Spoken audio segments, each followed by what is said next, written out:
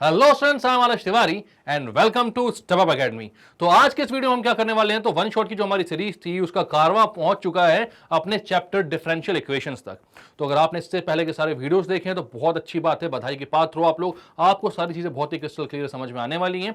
और अगर नहीं देखें तो भी टेंशन लेने की बात नहीं है, मैं यहां पर हर एक चीज आपको एक्सप्लेन करूंगा और उससे रिलेटेड क्वेश्चंस भी करवाते जाऊंगा। ये आम वन शॉट जैसा नहीं है जिसमें हम सारे कॉन्सेप्ट पहले बताते हैं देन सारे क्वेश्चन एक साथ करवाते हैं। नहीं, हर एक कॉन्सेप्ट के बाद उसके क्वेश्चंस भी मैं साथ में करवाऊंगा ताकि कॉन्सेप्ट आपका पूरा क्लियर होता चले। ठीक है, तो बिना टाइम वेस्ट के स्टार्ट करते हैं अपने वीडियो को। तो क्या पढ़ने वाले हैं, differential equation one shot, chapter 9 है अपना मैथ्स का। तो क्या क्या इसमें जानना होगा, तो डिफरेंशियल इक्वेशन में भाई थोड़ा बहुत आपको डिफरेंशिएशन आना चाहिए, थोड़ा बहुत आपको इंटीग्रेशन आना चाहिए। ठीक है, वैसे अब 9th चैप्टर में पहुंच रहे हो, क्लास 12th में हो, तो दोनों ही चीजें बहुत अच्छे से आती होंगी आपको। और अगर नहीं आती तो मेरे वन शॉट की वीडियोस आप लोगों के लिए हैं, उन सभी चीजों को देखो सर, हर एक बेसिक कॉन्सेप्ट वहां पर आपके क्लियर हो जाएंगे। ठीक है, तो सबसे पहली बात, डिफरेंशियल इक्वेशन क्या होता है। तो पॉलिनोमियल आप लोगों ने डिफाइन किया था, पॉलिनोमियल होता है ना, वैसे ही पॉलिनोमियल डिफरेंशियल इक्वेशन भी होता है। डिफरेंशियल इक्वेशन की जब मैं बात करूंगा तो ये क्या क्या कंटेन करता है, तो ये कंटेन करता है एक डिपेंडेंट वेरिएबल, एक इंडिपेंडेंट वेरिएबल और एक डिफरेंशियल कोफिशिएंट, जहां पर डिपेंडेंट वेरिएबल जो है वो इंडिपेंडेंट वेरिएबल के रिस्पेक्ट में चेंज हो रहा है।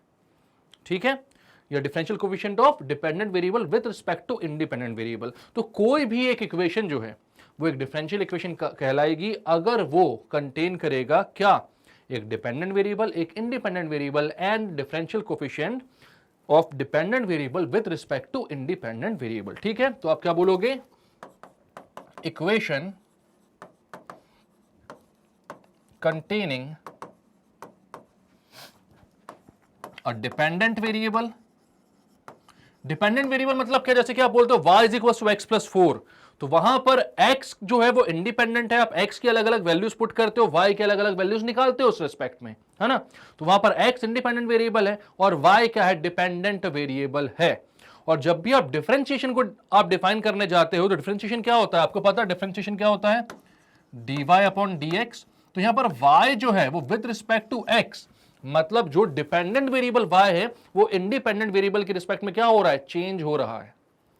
ठीक है, डिफरेंशिएशन भी क्या होता है, डिफरेंशिएशन होता है rate of change of dependent variable with respect to independent variable.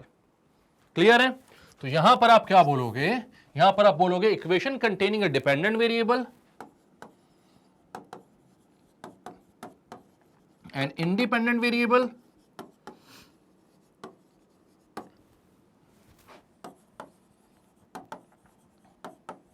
and derivative of dependent variable with respect to WRT लिख रहा था मैं, WRT लिख दूं ना, कोई दिक्कत तो नहीं है। WRT मतलब विथ रिस्पेक्ट टू होता है। ठीक है, विथ रिस्पेक्ट टू वन और मोर, याद रखना ज्यादा भी हो सकते हैं। ठीक है, आपके कोर्स में सिर्फ एक ही डिपेंडेंट इंडिपेंडेंट वेरिएबल की बात है, बट और ज्यादा डिपेंडेंट वेरिएबल इंडिपेंडेंट वेरिएबल्स भी हो सकते हैं। वन और मोर इंडिपेंडेंट वेरिएबल्स। ठीक है, तो क्या हुआ, ये मैंने बोला भैया एक इंडिपेंडेंट, एक डिपेंडेंट वेरिएबल, एक डिफरेंशियल कोफिशिएंट है किसका, डिपेंडेंट वेरिएबल के with respect to independent variable, x equals to 5 and constants also, and constants. ठीक है, तो क्या लिखा मैंने यहां पर, मैंने लिखा कि एक इक्वेशन जो कि कंटेन करती है एक डिपेंडेंट वेरिएबल को, एक इंडिपेंडेंट वेरिएबल को और एक derivative of dependent variable. Derivative मतलब कि डिफरेंशियल कोफिशिएंट किसका, डिपेंडेंट वेरिएबल का with respect to independent variable, वो क्या बनाती है, एक डिफरेंशियल इक्वेशन। ठीक है, और कांस्टेंट्स भी होते हैं साथ में। ठीक है, तो यहां पर कांस्टेंट 5 है, डिपेंडेंट वेरिएबल x है, इंडिपेंडेंट वेरिएबल y है, dy बाय dx क्या है, तो ये है आपका differential coefficient of dependent variable with respect to independent variable. तो ऐसी कोई भी इक्वेशन अब कहीं पर आपको देखने को मिले तो वो क्या कहलाएगी, वही कहलाएगी आपकी differential equation.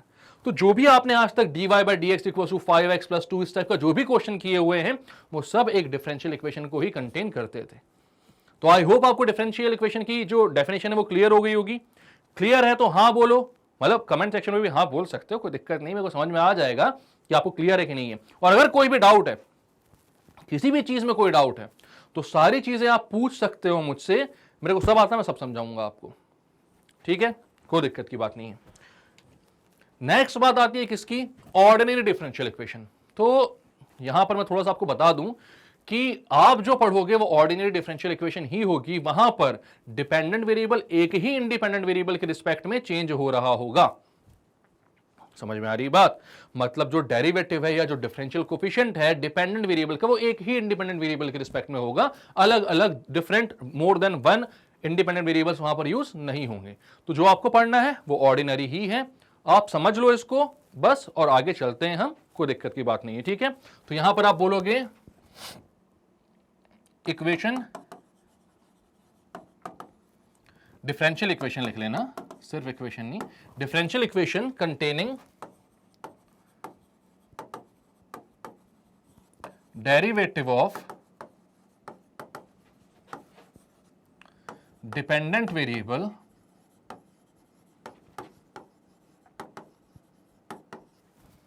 with respect to only one independent variable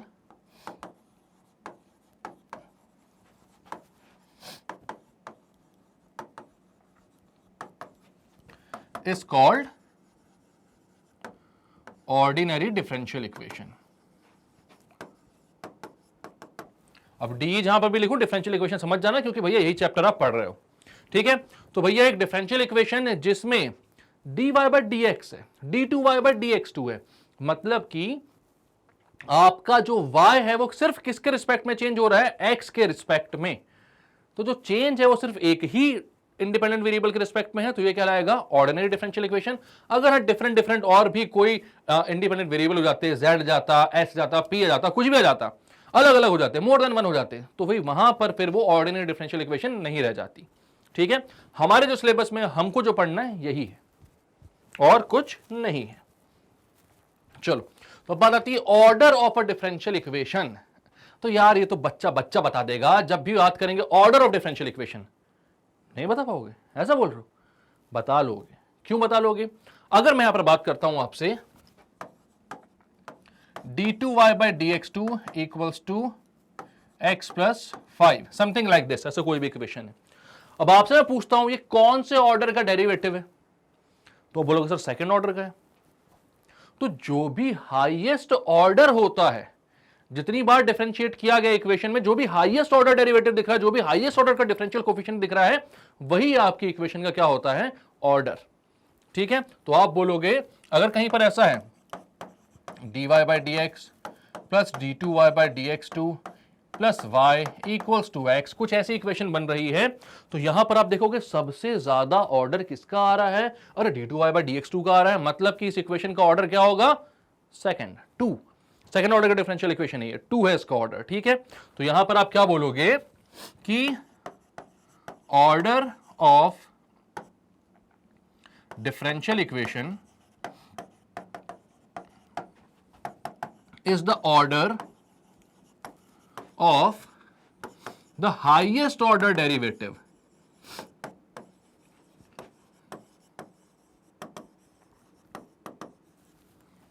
present in the equation।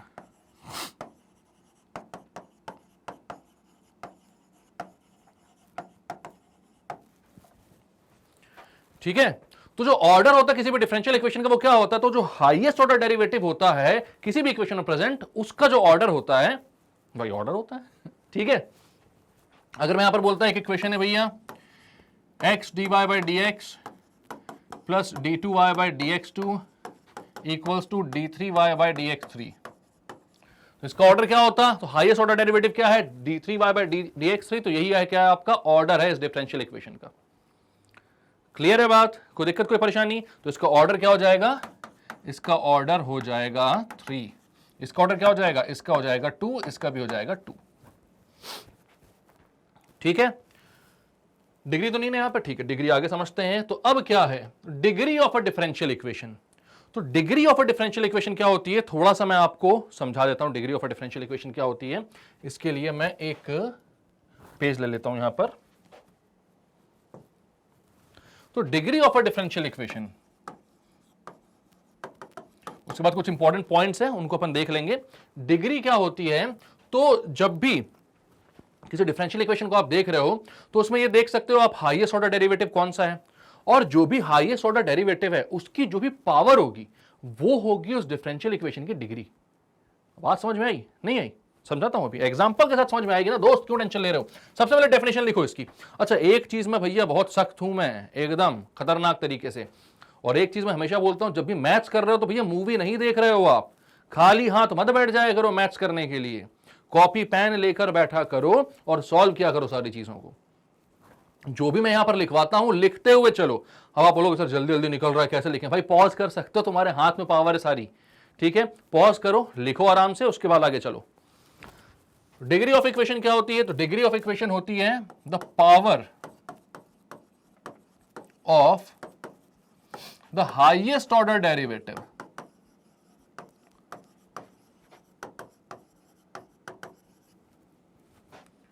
is called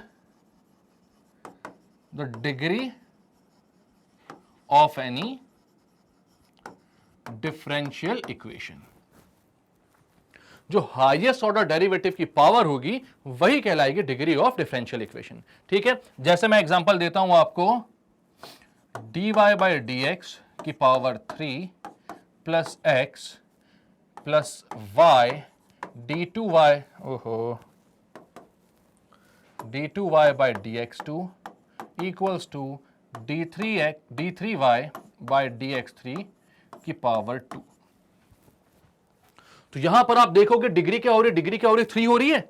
हाँ बोल दिए क्या, नहीं 3 नहीं है। आप यहां पर देखोगे हाईएस्ट ऑर्डर डेरिवेटिव कहां है, यहां तो फर्स्ट ऑर्डर का derivative dy by d x यहां पर है, 2 बार डिफरेंशिएट हुआ है ना, d2y by dx2 2 bar differentiate हुआ है, सेकंड ऑर्डर का डेरिवेटिव है। यहां पर क्या है, 3 बार डिफरेंशिएट हुआ है, ये थर्ड ऑर्डर का डेरिवेटिव है। तो हाईएस्ट ऑर्डर डेरिवेटिव है 3 वाला, उसकी जो पावर है वो कितनी है 2, तो इसकी डिग्री कितनी हो जाएगी, तो इसकी डिग्री हो जाएगी 2। The power of the highest order derivative होता है आपका डिग्री, तो यहां पर डिग्री कितनी हो जाएगी 2। बात क्लियर है, कोई दिक्कत कोई परेशानी यहां पर आपको नहीं है। चलो तो कुछ पॉइंट्स हैं उन पर हम नजर डाल लेते हैं जल्दी से, ठीक है।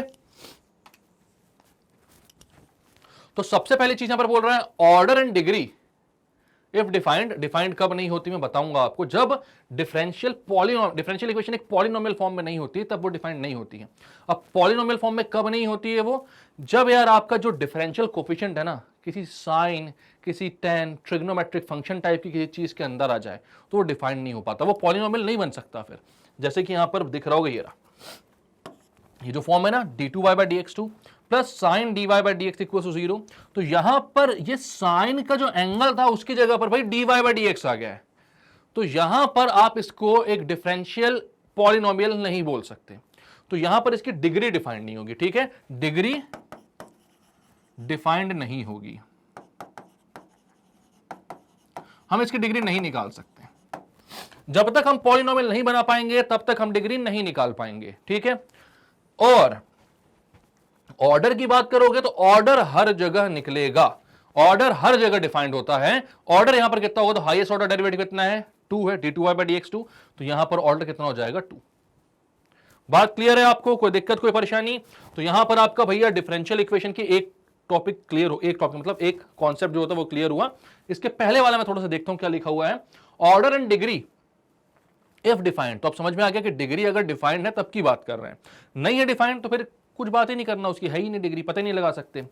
तो order and degree if defined of a differential equation are always positive integers. ठीक है, या होल नंबर भी बोल सकते हो इनको आप। ठीक है, पॉजिटिव इंटीजर्स होते हैं हमेशा ऑर्डर या डिग्री जो होते हैं किसके, किसके भैया, डिफरेंशियल इक्वेशन के। हमेशा कैसे रहेंगे, पॉजिटिव इंटीजर रहेंगे। ठीक है, नेगेटिव नहीं होंगे। ठीक है, नेगेटिव नहीं हो सकते, और फ्रैक्शंस में हो सकते हैं क्या, नहीं हो सकते, रेडिकल्स नहीं हो सकते।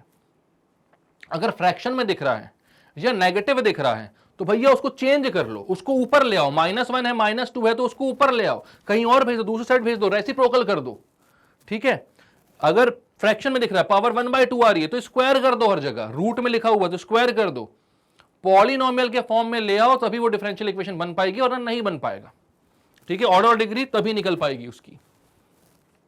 The differential equation is a polynomial equation in derivative.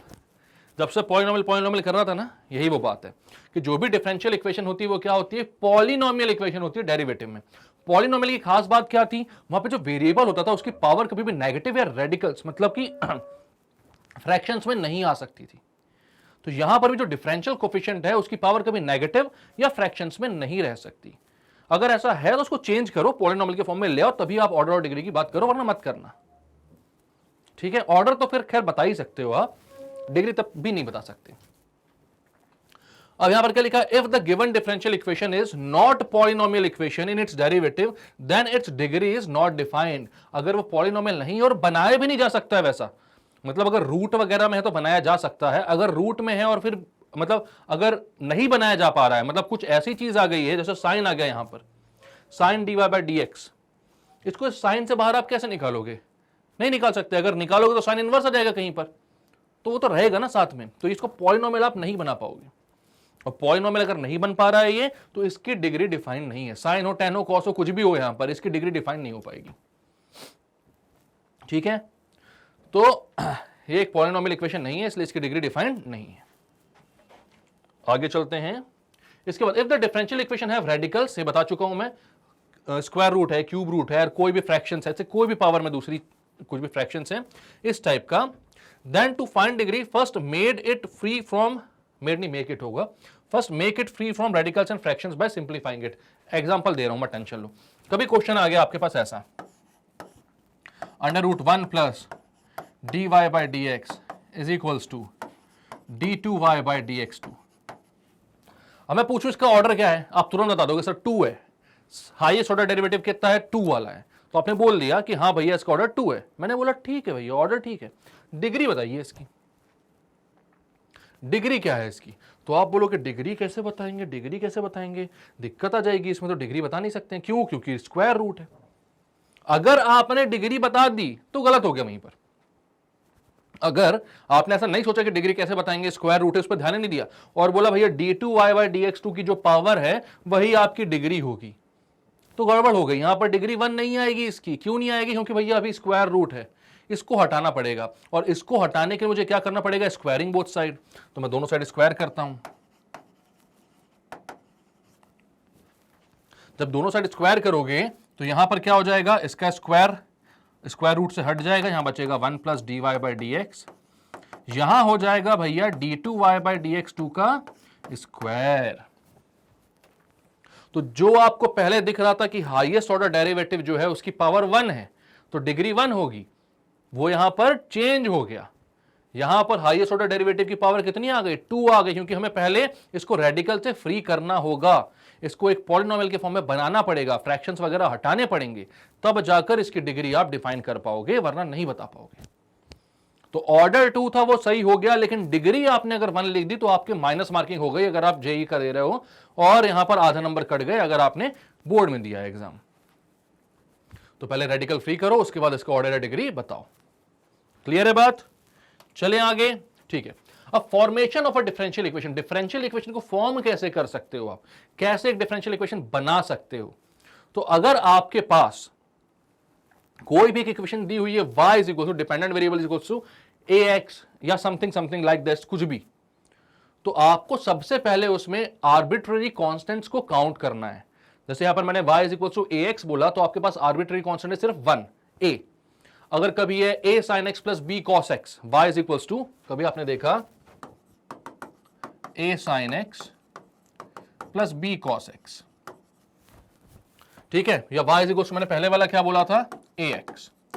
तो यहां पर आपके पास सिर्फ एक आर्बिट्ररी कांस्टेंट है, यहां पर आपके पास एक और दो आर्बिट्ररी कांस्टेंट है। तो सबसे पहली स्टेप यही होती है, डिफरेंशियल इक्वेशन बनाना है। डिफरेंशियल इक्वेशन बनाना मतलब डिफरेंशियल कोफिशिएंट लाना पड़ेगा। डिफरेंशियल कोफिशिएंट लाना पड़ेगा मतलब कि इसको डिफरेंशिएट करना पड़ेगा, किसके रिस्पेक्ट में, डिपेंडेंट वेरिएबल को इंडिपेंडेंट वेरिएबल के रिस्पेक्ट में डिफरेंशिएट करना पड़ेगा। बात समझ में आ रही है आपको। तो अब यहां पर मैं बात करता हूं आपसे कि अगर आपके पास यहां पर एक ही कांस्टेंट है आर्बिट्ररी, ठीक है, तो आप सिर्फ एक बार डिफरेंशिएट करोगे, आपकी डिफरेंशियल इक्वेशन बन जाएगी। अगर आपके पास दो कांस्टेंट्स हैं तो आपको दो बार डिफरेंशिएट करना पड़ेगा, आपकी डिफरेंशियल इक्वेशन बन जाएगी। तो जितने भी नंबर ऑफ कांस्टेंट्स हैं आपके पास, आपको डिफरेंशिएट भी उतनी बार करना पड़ेगा और आपकी डिफरेंशियल इक्वेशन बनती जाएगी। बात समझ में आ रही है? चलो, डिफरेंशियल इक्वेशन कैसे बनेगी वो सारी चीजें भी हम आगे देखेंगे। पहले स्टेप्स पढ़ लेते हैं कि क्या है, कैसे एक डिफरेंशियल इक्वेशन आप फॉर्म कर सकते हो। जो मैंने बोला वही स्टेप्स है, लेकिन हाँ, स्टेप बाय स्टेप आप समझते हुए चलो और ऐसे ही आप नोट्स भी बनाते हुए चलो, तो आपका ये जो चैप्टर है ना बहुत ही क्लियर हो जाएगा। अच्छा, एक वीडियो मैंने बनाया हुआ है। कौन सा वीडियो? कि भैया अगर आपके पास 60 दिन है तो भी फुल मार्क्स कैसे ला सकते हो मैथ्स में, देखना उस वीडियो को। अगर इन वन शॉट्स का आप सहारा लेते हो, साथ में सारे जो मैंने बुक्स बोली है, जो मैंने वहां पे फंडे दिए कि कैसे आपको करना है प्रैक्टिस, वो करते हुए चलते हो, तो सीरियसली बता रहा हूं 60 दिन में भी फुल मार्क्स ला सकते हो। ठीक है, तो सबसे पहले स्टेप क्या है? Right the given equation and find the number of arbitrary constant it has. Equation को लिखो, आर्बिट्ररी कांस्टेंट कितने हैं वो गिन लो। यहां पर एक है, यहां पर दो है, कभी तीन भी होंगे। अब step 2, differentiate the given equation with respect to the independent variable n times. n times differentiate करना है। कितने टाइम्स डिफरेंशिएट करना है? n। अब आप बताओ n क्या होगा, कैसे डिटरमाइन करोगे? तो जितने आर्बिट्ररी कांस्टेंट है उतने ही टाइम डिफरेंशिएट करना है, मैंने बोला। तो जितना n है, मतलब n क्या है? n है नंबर ऑफ आर्बिट्ररी कांस्टेंट। ठीक है, differentiate the given equation with respect to the independent variable n times where n is the number of arbitrary constant in the given equation। ठीक है, step 3 क्या है? Eliminate all arbitrary constant. Last में आपको क्या करना पड़ता है? जितने भी कांस्टेंट है सबको एलिमिनेट कर दो। ठीक है, from the equation formed after differentiating in step 2 and the given equation. Step 4, the equation obtained without the arbitrary constant is the required differential equation. मतलब आपकी डिश बनकर तैयार है, आप खा लो। ठीक है, मतलब कि आर्बिट्ररी कांस्टेंट जब आपने रिमूव कर दिए तो जो इक्वेशन आपके सामने आई वही आपकी रिक्वायर्ड डिफरेंशियल इक्वेशन थी। क्लियर है बात? कोई दिक्कत, कोई परेशानी? चलो आगे चलते हैं। चलो, तो फर्स्ट सेट ऑफ कॉन्सेप्ट्स आपके यहां पर क्लियर हो चुके हैं। अब उनसे रिलेटेड जितने भी क्वेश्चंस हैं उनको करते हैं, उसके बाद हम सेकंड सेट ऑफ कॉन्सेप्ट्स पर बढ़ेंगे एंड उनसे रिलेटेड क्वेश्चंस को सॉल्व करेंगे। क्लियर है बात? चलो, तो यहां पर क्या बोल रहा है? Find the order and degree of the differential equation. तो यहां पर ऑर्डर और डिग्री बताना है इस डिफरेंशियल इक्वेशन की। यार मैं नहीं बता रहा यार, ये तो आप लोग खुद ही बता सकते हो। कैसे बताओगे? सबसे पहले ऑर्डर बताओ कितना है। ऑर्डर के लिए हाईएस्ट ऑर्डर डेरिवेटिव ढूंढो। हाईएस्ट ऑर्डर डेरिवेटिव कौन सा है? ये रहा highest order derivative, d2y by dx2। तो ऑर्डर कितना हो गया? कितनी बार डिफरेंशिएट हुआ है भैया? ये दो बार डिफरेंशिएट हुआ है, ऑर्डर हो गया 2। डिग्री कितनी हो गई इसकी? तो डिग्री क्या होगी? इसी हाईएस्ट ऑर्डर डेरिवेटिव की जो भी पावर है। यहां पर पावर कुछ है क्या? नहीं है। तो जहां कोई नहीं होता वहां कौन होता है? 1, भगवान। ठीक है, मतलब 1। बकवास जोक था। ठीक है, तो डिग्री कितनी हो जाएगी? यहां पर इसकी पावर कितनी है? 1 है, तो इसका हो जाएगा 1। ऑर्डर 2 डिग्री 1, दो कौड़ी का क्वेश्चन। ठीक है, जम भी गया तो राइम भी हो गया। ऑर्डर 2 डिग्री 1, दो कौड़ी का क्वेश्चन। ठीक है, right the order and degree of the differential equation. अब इसका भी ऑर्डर और डिग्री बतानी है आपको, ये भी मैं नहीं बता रहा यार। कमेंट सेक्शन बताओ जल्दी से, क्या होगा इसका ऑर्डर और डिग्री? d2y by dx2, ये इसका हाईएस्ट ऑर्डर डेरिवेटिव है। सबसे पहले आपको वही देखना है, हाईएस्ट ऑर्डर डेरिवेटिव कौन सा है? यही है, एक्टिंग की मैंने। ठीक है, उसके बाद ये जो हाईएस्ट ऑर्डर डेरिवेटिव है इसकी पावर कितनी है? 2 है, मतलब इसका ऑर्डर भी 2 है और डिग्री भी कितनी है? 2 है। ऑर्डर मतलब कि जितनी बार डिफरेंशिएट हुआ है 2 बार, और इसकी जो पावर है वो क्या है? वो डिग्री है। मतलब कि इसका क्या हो गया? ऑर्डर 2, डिग्री भी 2। बात क्लियर है? कॉन्सेप्ट क्लियर है? चलें आगे। चलो, अब बोल रहा find the differential equation of the family of curves y is equals to a e की power 2x plus b e की power minus 2x where a and b are arbitrary constants। तो याद रखना एक चीज, अगर यहां पर e की पावर में कुछ है या फिर sin x cos x के फॉर्म में कुछ है, तो दोनों ही जगह एक ही तरीके का सॉल्यूशन लगता है। तो इस एक क्वेश्चन को मैं करवाऊंगा और एक क्वेश्चन आपको लिए मैं होमवर्क दूंगा। होमवर्क मतलब कि अब आप घर में ही बैठे हो तो असाइनमेंट है वो आपका। इस क्वेश्चन के बाद पॉज करके खुद ही सॉल्व करना और कमेंट सेक्शन पर आंसर देना। आप सभी को एक बात पता है कि मेरे कमेंट सेक्शन पर जो सबसे ज्यादा आंसर देगा, इस सेशन के एंड पर एक बहुत ही शानदार गिफ्ट हैम्पर मैं आपको प्रोवाइड करूंगा। हमारे मेंटी क्विजेस में आपको गिफ्ट हैम्पर मिलते रहते हैं, बट ये वाला गिफ्ट हैम्पर खास मेरी तरफ से होगा। क्लियर है? चलो, तो अब यहां पर आपके पास है y इज इक्वल्स टू ए ई की power 2x plus B E की पावर माइनस 2x। ठीक है, सबसे पहली चीज मैंने क्या बोला था, अगर इसका डिफरेंशियल इक्वेशन आपको फॉर्म करना है, ठीक है, क्या बोला, फाइंड द डिफरेंशियल इक्वेशन, तो आपको सबसे पहले आर्बिट्ररी कांस्टेंट कितने ये पता होना चाहिए। तो कितने कांस्टेंट है यहां पर, एक तो ए है, एक बी है, ए और बी कितने हो गए, 2। इतना टाइम नहीं लेना है दो कांस्टेंट है, साफ साफ दिख रहा है। कांस्टेंट 2 है तो डिफरेंशिएट कितनी बार करना पड़ेगा, 2 बार। ठीक है, तो सबसे पहले बिना सोचे समझे जो मैंने बोला है ना उतना कर दो। डिफरेंशिएट कितनी बार करना है, 2 बार, तो कर दो 2 बार। y का differentiation dy by dx, differentiating with respect to x।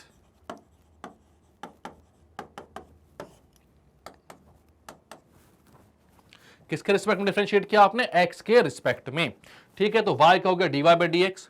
अब e की पावर 2x है, a का तो होगा नहीं, ये तो कांस्टेंट है। e की पावर 2x का डिफरेंशिएशन क्या होता है, तो आपको पता है x का जो भी कोफिशिएंट है उससे सामने मल्टीप्लिकेशन हो जाएगा, और e की पावर x का डिफरेंशिएशन तो e की पावर x ही होता है, तो e की पावर 2x का क्या हो जाएगा, e की पावर 2x ही। ठीक है, ये हो जाएगा 2e की पावर 2x। याद रखना जो भी डिफरेंशिएशन है वो लिख दो। जैसे मैंने बोला अगर sin 2x का डिफरेंशिएशन करना होता आपको, तो sin का क्या होता है, cos होता है, तो उसको cos 2x लिख दो, और x का जो भी कोफिशिएंट था उससे आप मल्टीप्लाई कर दो, तो हो जाएगा 2 cos 2x। क्लियर है बात? चलो, अब e की पावर 2x का क्या होगा, 2e की पावर 2x।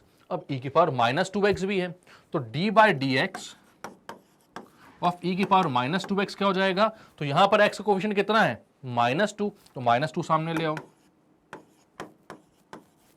और e की पावर x का तो e की पावर x ही होता, तो e की पावर -2x का भी e की पावर -2x ही होगा। तो इसका डिफरेंशिएशन आपके सामने आ गया। ठीक है, कितना आया भैया, ये आया 2a e की power 2x minus 2b e की पावर -2x। अब जितने आपके आर्बिट्री कांस्टेंट थे उतनी बार डिफरेंशिएट करना था, तो एक और बार कर लो। ये हो जाएगा d2y by dx2 is equals to, ये फिर से 2 सामने आ जाएगा, तो 2 इंटू 2 4 a e की power 2x -4, minus into minus, यहाँ पे प्लस भी हो जाएगा, +4 b e की पावर -2x। 4 कॉमन ले लो। अब यहां पर क्या दिख रहा है, क्या दिख रहा है मेरे लल्ला, साफ साफ दिख रहा है कि ये जो लिखा हुआ है यही तो ऊपर भी लिखा हुआ है, a e की power 2x plus b e की पावर -2x। तो इस पूरे को मैं क्या बोलता हूं, y बोलता हूं, तो यहां पर मैं क्या लिख सकता हूं, y लिख सकता हूं।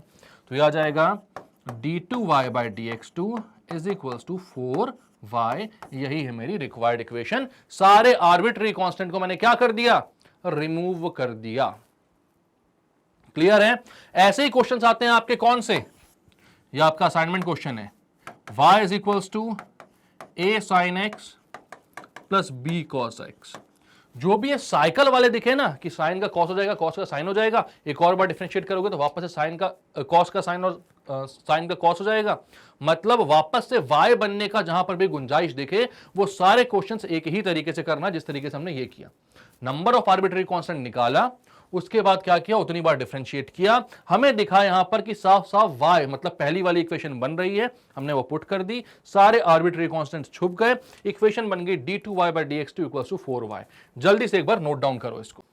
तो भाई ऐसे ही सारे क्वेश्चंस करने हैं, ये क्वेश्चन आपका असाइनमेंट है। कमेंट सेक्शन पर जल्दी से इसका आंसर मुझे लिख कर दो। क्लियर है? चलें आगे। तो अब क्या बोल रहा है, find the differential equation of family of circles touching y axis at the origin. तो भैया ऐसा सर्कल बनाना सबसे पहले तो जो कि क्या करता है, y एक्सिस को ओरिजिन पर टच करता है। सबसे पहले तो अगर मैं इक्वेशन ऑफ सर्कल की बात करूं, क्लास 11 याद है कि नहीं याद है? नहीं याद है तो रिवाइज कर लेना, बहुत सारी जगह उसकी जरूरत पड़ने वाली है। ठीक है, पढ़ी भी होगी अभी तक, कर लेना चाहिए रिवाइज। कोनिक सेक्शन का क्वेश्चन है, सर्कल का क्वेश्चन है, ठीक है, मतलब उसका पोर्शन यहां पर यूज होगा। इक्वेशन ऑफ सर्कल क्या होती है, तो इक्वेशन ऑफ सर्कल आपको पता होना चाहिए, इक्वेशन ऑफ सर्कल ये होती है भैया x माइनस एच का square plus y minus k का square equals to r square. ठीक है, जहां पर h और k क्या है तो आप बोलोगे where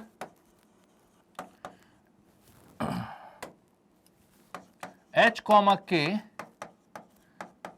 is the center and r is the radius। h comma k क्या है, सेंटर है, और r क्या है, रेडियस है।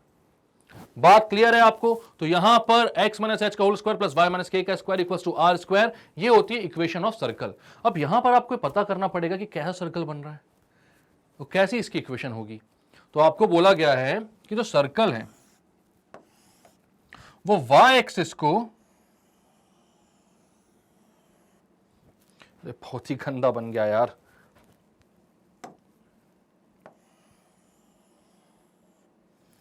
हाँ ये भी कोई अच्छा नहीं, बट ठीक है समझ में आ रहा है। y एक्सिस को ओरिजिन पर टच कर रहा है, तो y एक्सिस को ओरिजिन पर टच करने वाला सर्कल कुछ इसी तरीके से बनेगा। ठीक है, हाँ इस साइड भी बन सकता है, उस साइड भी बना लेना, आंसर एक ही जैसा आएगा। तो यहां पर मैंने क्या बोला आपको, जहां पर अगर मैं बोलता हूं इसका जो सेंटर है वो है a कॉमा 0, तो जो इसका रेडियस हो जाएगा वो भी a हो जाएगा।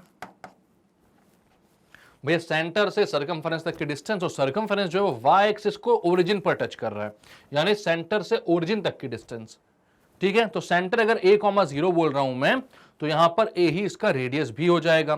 तो इसका जो सेंटर है वो a कॉमा 0 है, तो यहां पर h की जगह a और k की जगह 0 रख दूंगा, और रेडियस जो है वो भी a है, तो यहां पर r की जगह a रख दूंगा। तो इक्वेशन क्या बन जाएगी सर्कल की, इक्वेशन हो जाएगी x माइनस ए का स्क्वायर प्लस y माइनस 0 का square equals to a square. कोई दिक्कत है यहां पर? अब इसको जब अपन सॉल्व करेंगे तो कितना आएगा, तो x माइनस ए का स्क्वायर को आप लिखोगे x square plus a square minus 2ax plus y square equals to a square. a square से a स्क्वायर कैंसल आउट, ये आ रहा है x square x square minus 2ax plus y square equals to 0। अब आपको क्या करना है, इसको एक ही बार डिफरेंशिएट करना है, क्योंकि आर्बिट्री कांस्टेंट कितना सिर्फ एक ही है। ठीक है, तो differentiate with respect to x कर दो, differentiating with respect to x, तो एक्स स्क्वायर का हो जाएगा 2x माइनस 2ax का हो जाएगा minus 2a plus y square का, oh sorry my mistake, y square का हो जाएगा 2y dy बाई dx। इसमें कोई दिक्कत है क्या? क्या किया मैंने, y स्क्वायर का जब डिफरेंशिएशन किया तो y का डिफरेंशिएशन अगर y के रिस्पेक्ट में करता y स्क्वायर का तो 2y आता, बट आप y स्क्वायर का डिफरेंशिएशन कर रहे हो x के रिस्पेक्ट में, तो एक बार तो y स्क्वायर का डिफरेंशिएशन करके 2y आप लिख दोगे, लेकिन उसके बाद आपको वहां पर डिफरेंशिएट करना पड़ेगा y को विथ रिस्पेक्ट टू x। ठीक है, मैं समझा देता हूं इसको अच्छे से एक बार। अगर आप बोलते हो dy स्क्वायर बाय dx, तो इसका डिफरेंशिएशन आप नहीं कर सकते भाई, y भी एक वेरिएबल है, x भी एक वेरिएबल है, y का अगर डिफरेंशिएशन करना तो y के रिस्पेक्ट में ही होगा। तो यहां पर आपको डिनोमिनेटर में y चाहिए, तो आप यहां पर क्या करते हो, dy स्क्वायर बाय dx को मल्टीप्लाई और डिवाइड करते हो dy से, एक dy को यहां पर भेजते हो, चेन रूल लगा रहा हूं बेसिकली में, और एक dy बाय dx मल्टीप्लीकेशन में चला जाता है जब dx को यहां भेजते हो तो dy स्क्वायर अपॉन dy, मतलब कि अब डिफरेंशिएशन हो जाएगा y स्क्वायर का, तो हो जाएगा 2y dy, 2y इंटू अब ये dy by dx as it is बच जाएगा। इसलिए मैंने यहां पर क्या लिखा है, 2x minus 2a plus 2y dy by dx। इस सबसे 2 कॉमन लेता हूं और a को उधर भेज देता हूं, तो क्या हो जाएगा, a की वैल्यू आएगी x plus 2y, sorry x plus 2 नहीं आएगा, 2 तो मैंने कॉमन ले लिया, x plus y dy by dx। इसको इक्वेशन 2 बोलो, और a कहां है, सबसे पहली चीज ये वाली, इसको इक्वेशन 1 बोलो। ठीक है, तो अब मैं क्या करता हूं, इक्वेशन 2 से a की वैल्यू उठाकर इक्वेशन 1 में पुट कर देता हूं। ठीक है, तो मैं बोलता हूं, इसको मैं इरेज कर रहा हूं, putting value of a in equation one में ए की value x plus y d y by d x put करता हूं तो ये हो जाती है एक्स स्क्वायर माइनस 2, ए की जगह कितना है x plus y d y by d x, x plus y d y by d x into x क्यों आया, यहां पर एक्स था पहले से तो एक एक्स मल्टीप्लाई होगा ए के वैल्यू रखने के बाद, ठीक है, प्लस वाई स्क्वायर, हो जाएगा x square minus 2x square minus ये 2 भी अंदर जाकर मल्टीप्लाई हो रहा है और x भी मल्टीप्लाई हो रहा है तो minus 2xy dy by d x plus y square equals to 0। X square minus 2x square हो गया minus x square minus 2xy dy by d x plus y square equals to 0। या आप बोल सकते हो क्या, आप बोल सकते हो 2xy dy by d x plus x square minus y square equals to 0। यह है आपकी रिक्वायर्ड डिफरेंशियल इक्वेशन। क्लियर है इस इक्वेशन में क्या क्या किया आपने, एक बार शुरुआत से देख लो आप।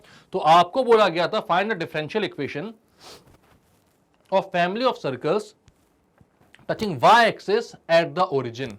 तो आपको यहां पर डिफरेंशियल इक्वेशन बनानी थी फैमिली ऑफ सर्कल्स की जो कि वाई एक्सिस को ओरिजिन पर टच कर रहे हैं। तो हमने सबसे पहले सोचा कि भाई इक्वेशन ऑफ सर्कल क्या होती है, तो इक्वेशन ऑफ सर्कल होती है x माइनस एच का whole square plus y minus k का whole square equals to r square, ठीक है। अब इस इक्वेशन में हमने देखा कि यहां पर जो हमसे बोला जा रहा है कि सर्कल जो है वाई एक्सिस को टच कर रहा है, ओरिजिन पर टच कर रहा है। तो एक सर्कल ऐसा बनाया मैंने जो कि वाई एक्सिस को ओरिजिन पर टच कर रहा है। तो उसका अगर मैंने सेंटर देखा तो सेंटर आ रहा था एक्स एक्सिस पर, एक्स एक्सिस पे जो सेंटर आ रहा था उसको मैंने a,0 बोल दिया क्योंकि एक्स एक्सिस पर वाई कोऑर्डिनेट 0 होता है। a,0 उसका सेंटर हो गया तो उसका जो रेडियस है वो भी a आ गया क्योंकि उसका सर्कमफेरेंस जो है वो कहां ओरिजिन पर टच करके जा रहा है। तो सर्कमफेरेंस से सेंटर तक की डिस्टेंस कितनी आई a, जो कि x कोऑर्डिनेट भी है उसका। इक्वेशन में पुट किया तो इक्वेशन कुछ ऐसी बनी। सॉल्व किया मैंने, थोड़ा सा ऐसी इक्वेशन दिख रही थी, वहां पर मेरे पास एक ही आर्बिट्री कांस्टेंट बच रहा था तो उसका हिसाब से मुझे एक ही बार डिफरेंशिएट करना था। मैंने एक बार डिफरेंशिएट किया, वहां से आर्बिट्री कांस्टेंट की वैल्यू निकाली, उसको यहां पर पुट कर दिया अपनी इक्वेशन में और आंसर मेरा तैयार है। तो क्लियर है बात, कोई दिक्कत कोई परेशानी यहां पर आपको? चलें आगे, चलो। तो अब कुछ थोड़े से और कॉन्सेप्ट, तो यहां पर बोला solution of a differential equation. तो solution of a differential equation क्या होता है?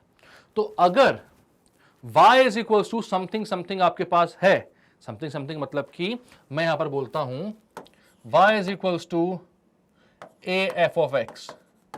अगर ये इक्वेशन जो है किसी डिफरेंशियल इक्वेशन को सेटिस्फाई करती है, मतलब कि इसको डिफरेंशिएट करने के बाद ही कोई डिफरेंशियल इक्वेशन आ रही है, satisfy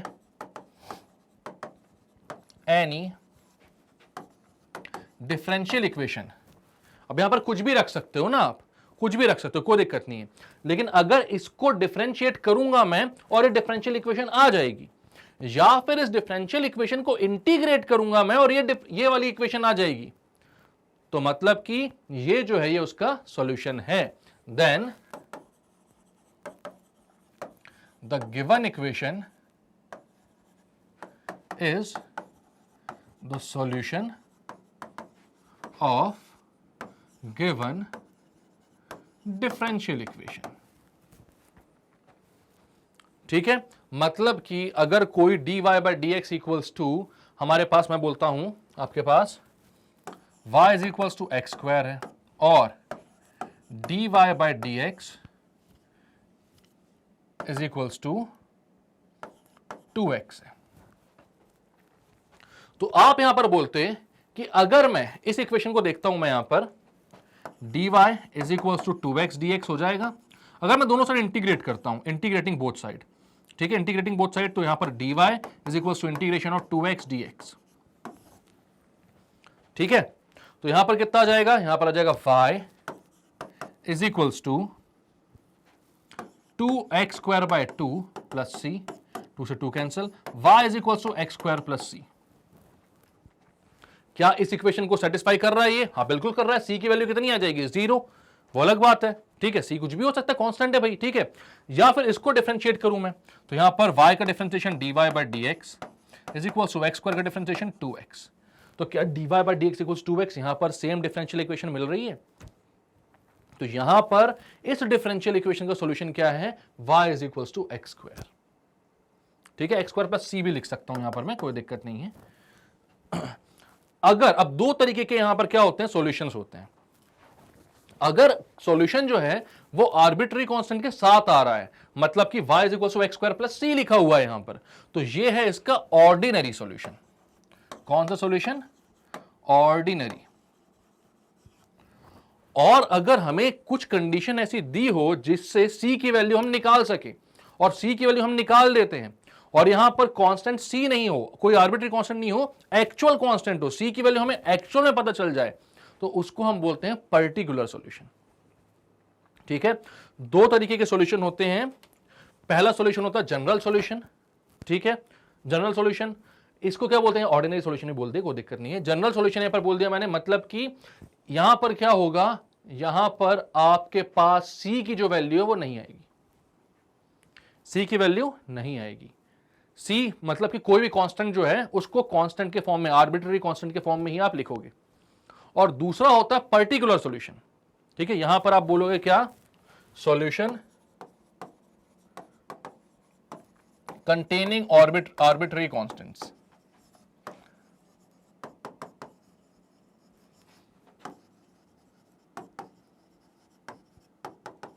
is called general solution,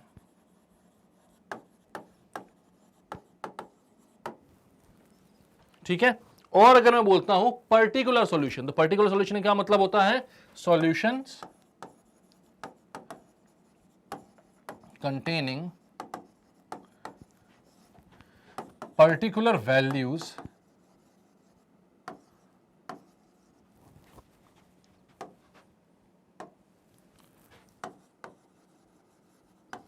of constants and no arbitrary constants, कोई भी आर्बिट्री कॉन्स्टेंट नहीं आता, ठीक है, is called a particular solution.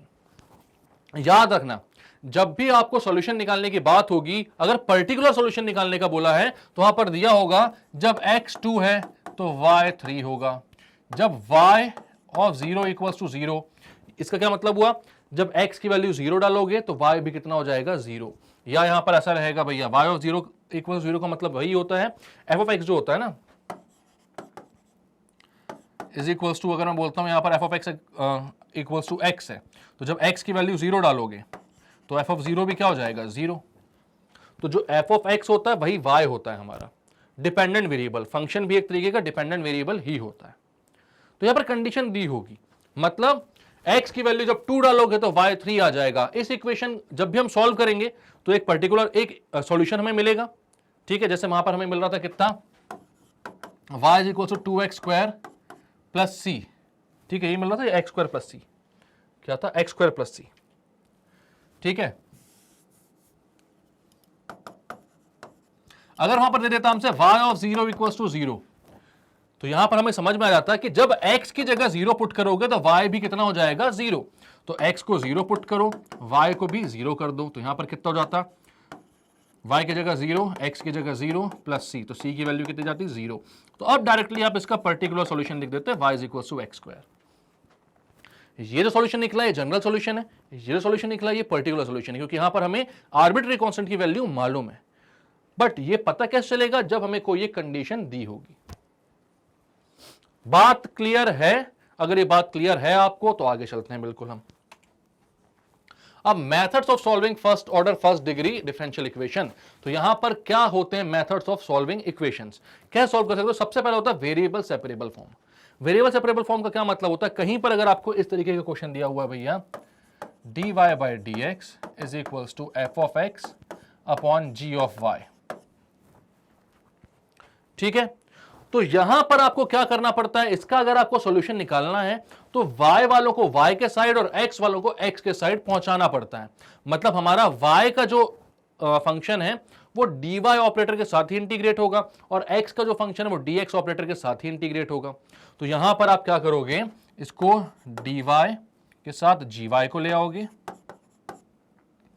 और एफ ऑफ एक्स के साथ आप डी एक्स को रख दोगे।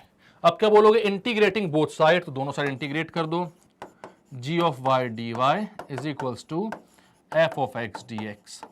अब इंटीग्रेट करके जी ऑफ वाई का मान लो आपका आता होगा कैपिटल जी वाई और यहां पर आता होगा कैपिटल एफ एक्स प्लस सी, तो ये आंसर आ जाएगा। क्लियर है बात? तो ये हो गया variable separable form.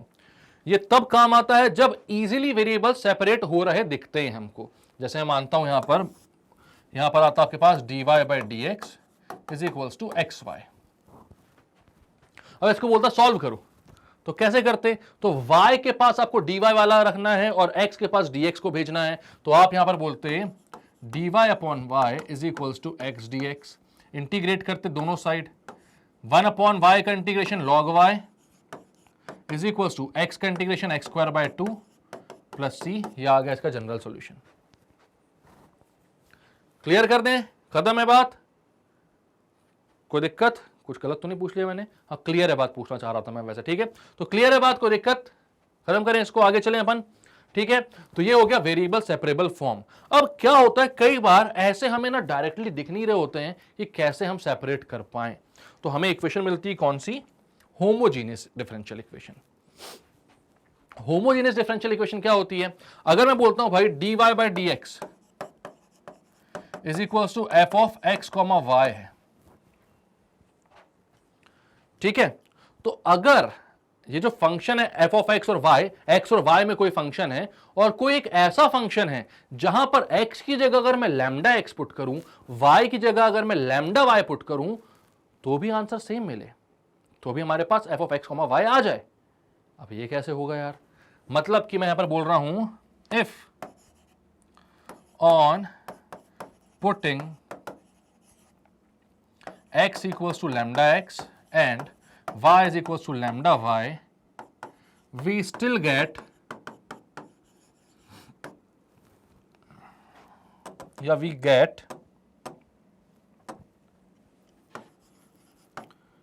f of lambda x comma lambda y is equals to f of x comma y, then it is a homogeneous equation.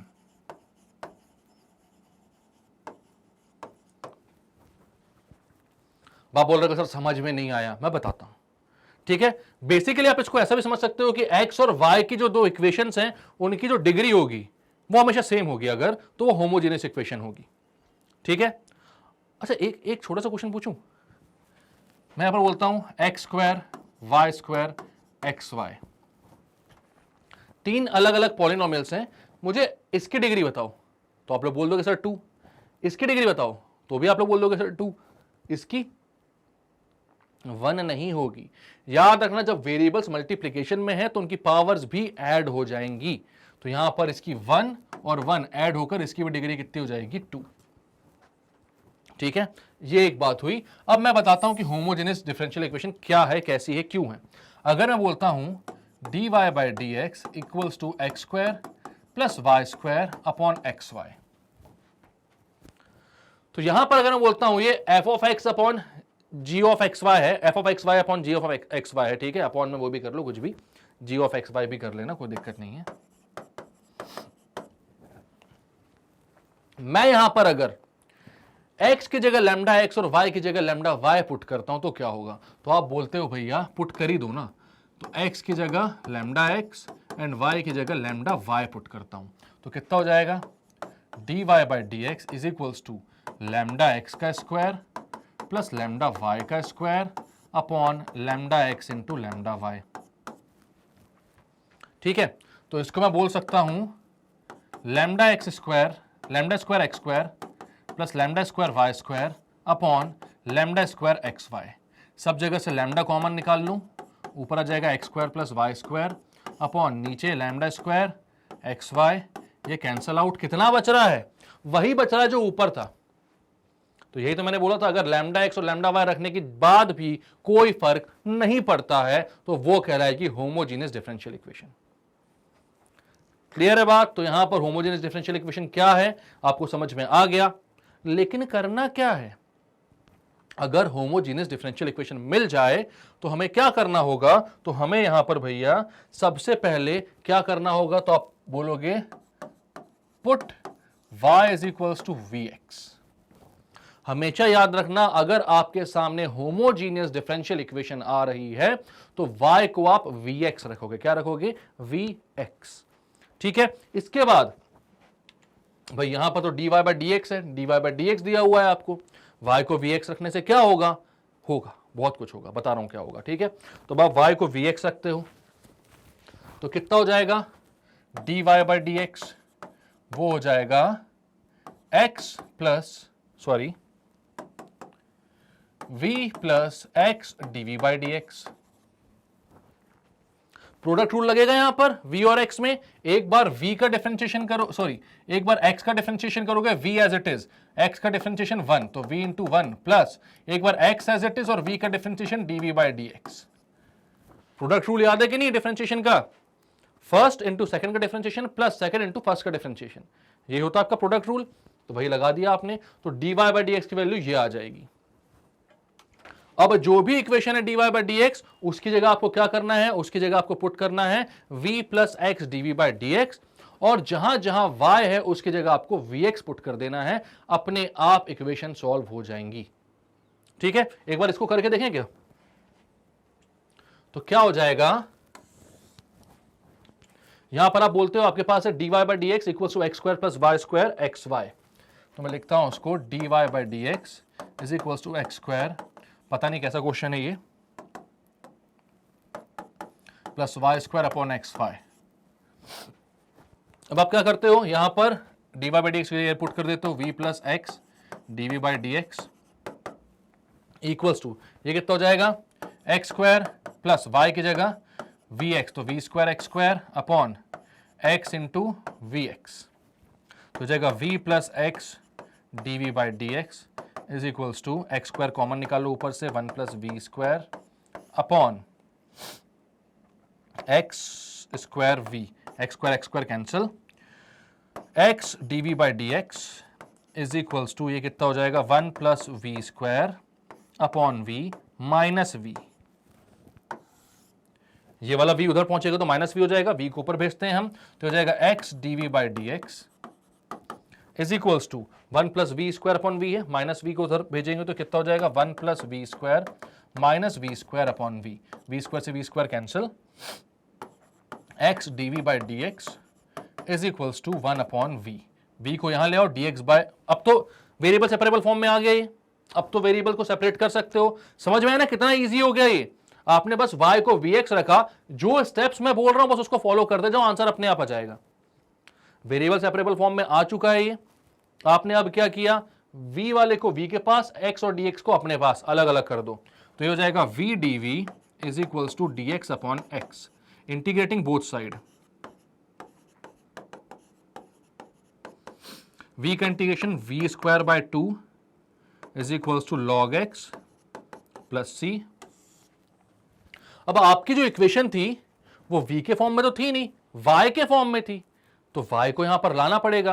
आपको पता है आपने y को vx रखा है, तो v कितना हो जाएगा, तो वो हो जाएगा y अपॉन एक्स, तो जहां जहां v है वहां पे y अपॉन एक्स डाल दो, तो ये हो जाएगा y square by 2x square equals to log x plus C.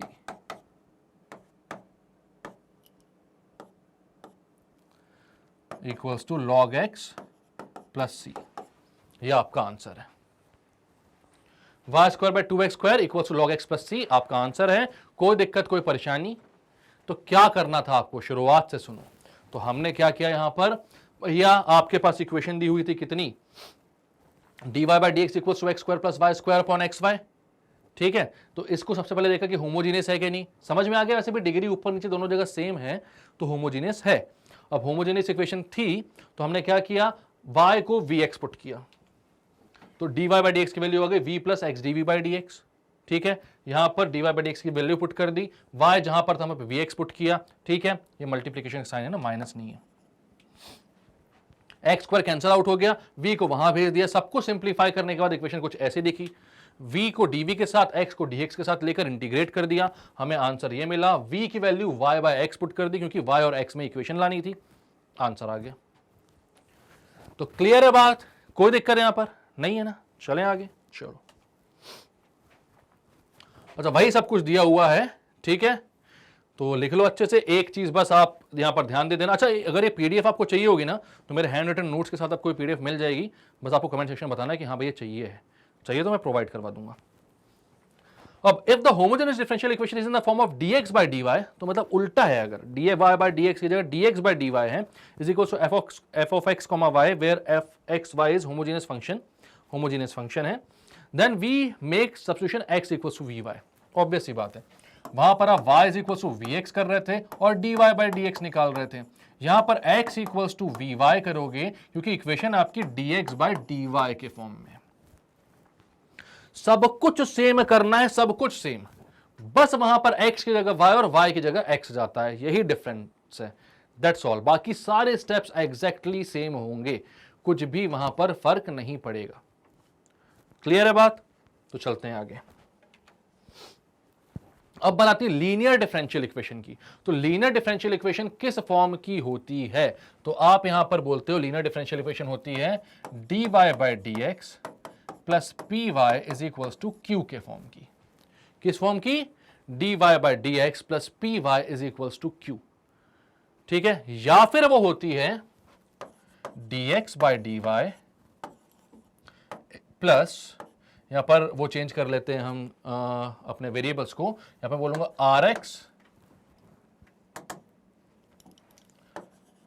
rx equals to s। तो ये दो फॉर्म्स जो हैं वो होती है आपकी लीनियर डिफरेंशियल इक्वेशन, और इससे पहले वाली भी लीनियर हो सकती है, उसमें कोई दिक्कत नहीं है, बट हाँ यहां पर जब भी इस फॉर्म की इक्वेशंस आपके पास आ जाएं तो उनको सॉल्व करने के एक स्पेशल तरीका होता है, और वो हम यूज करते हैं उसमें इंटीग्रेटिंग फैक्टर का। इंटीग्रेटिंग फैक्टर क्या होता है ये भी लिख देता हूं मैं आपको, वो होता है e की power pdx in first case में, और सेकंड केस में IF होता है e की पावर r dy। अब ये क्यों होता है, कैसा होता है, ये मैं आपको बताता हूं, जस्ट सभी की क्यों होता है ऐसा। अब सबसे पहले बात जो इसमें यहां पर देखनी है आपको, वो ये देखना है कि IF का काम क्या है और क्या होगा IF के मल्टीप्लिकेशन करने से, ठीक है। तो इस तरीके की जो भी इक्वेशन है, अगर इक्वेशन इस तरीके की है तो बहुत अच्छी बात है, वेल एंड गुड। अगर नहीं है, मतलब dy बाय dx का कोई भी यहां पर कोफिशिएंट है, तो वहां पर उस जो भी कोफिशिएंट है उससे डिवाइड करोगे पूरी इक्वेशन को और इस फॉर्म में लेकर आओगे, ठीक है। अब यहां पर जब आपके पास इक्वेशन आ गई इस तरीके की, dy by dx plus p y is equals to q, जहां पर क्यू जो है वो कांस्टेंट भी हो सकता है, फंक्शन ऑफ एक्स भी हो सकता है, कुछ भी हो सकता है, ठीक है। फंक्शन ऑफ एक्स या फिर कांस्टेंट कुछ भी हो सकता है, कोई दिक्कत की बात नहीं है। अब क्यू यहां पर जो है और यहां पर dy by dx plus p y वो लेफ्ट हैंड साइड पर है। हम IF जो है वो एक ऐसा फंक्शन चूज करते हैं जिसको जब मैं मल्टीप्लाई करूं लेफ्ट हैंड साइड पर, तो भाई ऑब्वियस ही बात, जब लेफ्ट हैंड साइड पर मल्टीप्लाई करोगे तो राइट हैंड साइड पर भी मल्टीप्लाई करना पड़ेगा, ठीक है। तो जब मैं मल्टीप्लाई करूं लेफ्ट हैंड साइड पर, तो यहां पर मुझे प्रोडक्ट रूल दिखे। सबसे पहले प्रोडक्ट रूल को थोड़ा सा मैं लिखता हूं कि क्या होता है, ठीक है। तो प्रोडक्ट रूल होता है अपना जो डिफरेंशिएशन होता है उसका product rule, D by d x of, अगर मैं बोलता हूं दो फंक्शन है, फर्स्ट फंक्शन और सेकंड फंक्शन का मल्टीप्लीकेशन, तो ये होता है आपका second into differentiation of first plus first into differentiation of second. ये इधर भी आ सकता है, ये इधर भी आ सकता है, कोई फर्क नहीं पड़ता, बीच में प्लस का साइन है, ठीक है। लेकिन मैं इस तरीके से इसलिए याद करता हूं क्योंकि जब क्वोशिएंट रूल में न्यूमरेटर में हम जाते हैं तो माइनस का साइन बीच में आता है, तो वहां पर डिफरेंशिएशन ऑफ फर्स्ट पहले होता है, ठीक है। इसलिए मैं इस तरीके से याद रखने को बोलता हूं बच्चों को। ये हो गया आपका प्रोडक्ट रूल। अब मैं वापस से एक बार अपनी बात को दोहराता हूं, मैं ये बोलता हूं आपसे कि मैंने बोला कि इंटीग्रेटिंग फैक्टर जो है वो एक ऐसा आपको फंक्शन चाहिए है जो कि जब मैं मल्टीप्लाई करूं लेफ्ट हैंड साइड पर तो यहां पर मुझे प्रोडक्ट रूल जैसा दिखकर बना दे। मतलब कि अगर मैं बोलता हूं नहीं हमारे पास e की power integration of p d x, ये पता ही नहीं है मुझे कि इंटीग्रेटिंग फैक्टर है, आपको भी नहीं पता, तो क्यों मान लोगे आप मेरी बात? अगर मैंने बोल दिया तो आपको नहीं मानना है। बस भैया क्यों बोल दिया, मैथ्स है, बहुत सारी चीजें यहां पर, मैक्सिमम चीजें जो वो प्रूव हो सकती हैं, तो आप पूछ लो कि क्यों होता है, ठीक है। और जहां पर ये जरूरी नहीं होगा बताना कि क्यों होता है, या फिर जहां पर ये बताया ही नहीं जा सकता होगा कि क्यों होता है, वहां पर आप मत पूछना, ठीक है। लेकिन जितनी सारी चीजें यहां पर बताने लायक हैं वो सारी चीजें मैं आपको बताऊंगा। ये चीजें लोग स्किप कर देते हैं, डायरेक्टली बोलते हैं कि इंटीग्रेटिंग फैक्टर से मल्टीप्लाई करो और आपके सामने आंसर आ जाएगा।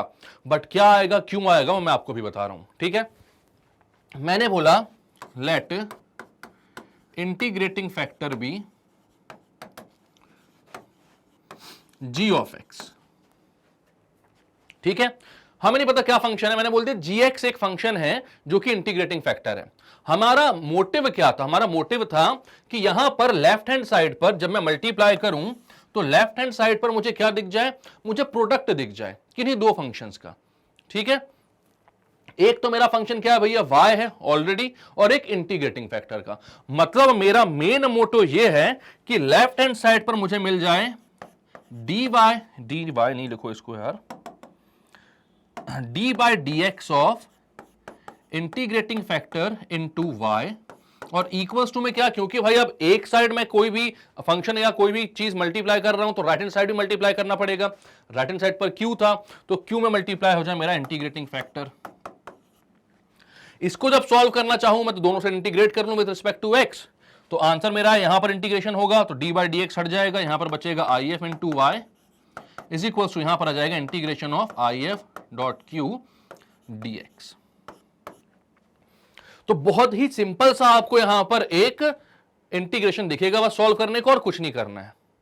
मतलब अगर आपने इंटीग्रेटिंग फैक्टर निकाल लिया तो आपको क्या करना है, डायरेक्टली ये स्टेप लिखनी है। लेफ्ट हैंड साइड पर आपको क्या बचना चाहिए, जो भी फंक्शन है आपका, जो भी इंटीग्रेटिंग फैक्टर उससे मल्टीप्लिकेशन y का, और राइट हैंड साइड पर क्या बचना चाहिए, आई F into Q d x, ठीक है। ये मैंने सोच लिया कि भैया अगर इस इक्वेशन को सॉल्व करना है तो मुझे यहां तक पहुंचना है। यहां तक पहुंचने के लिए लेफ्ट हैंड साइड पर मुझे क्या चाहिए, मुझे दो जो फंक्शन है उनके प्रोडक्ट का डिफरेंशिएशन चाहिए। तो जो भी इंटीग्रेटिंग फैक्टर आया यहां पर मैंने बोला है कि वो क्या है, gx है, तो यहां पर वो इस तरीके का नंबर होना, इस तरीके का फंक्शन होना चाहिए कि लेफ्ट हैंड साइड को वो D by d x of first function into second function के फॉर्म में बना दे। अब मैंने g ऑफ x को मल्टीप्लाई किया दोनों साइड, ठीक है। तो यहां पर क्या हो जाएगा, multiplying by g of x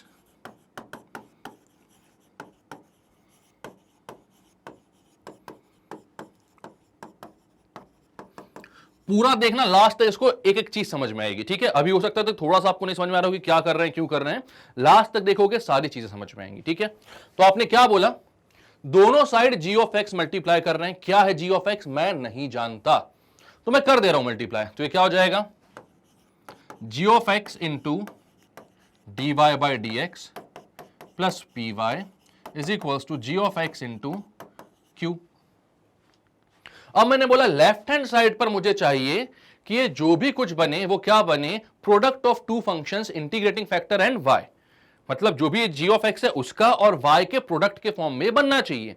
मतलब इसको किसके इक्वल होना चाहिए, तो इसको इक्वल होना चाहिए g of x into d y by d x plus p y को इक्वल होना चाहिए d by d x of product of integrating factor जो कि हमारा g of x into Y.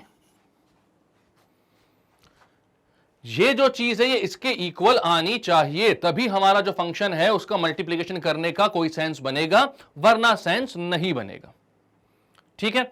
तो हम देखते हैं अगर इन दोनों को इक्वेट में करता हूं तो मेरा फंक्शन क्या निकल कर आ रहा है, g ऑफ x की क्या वैल्यू आ रही है, ये मुझे पता करना है। तो मैं यहां से सॉल्व करना चालू करता हूं, ठीक है।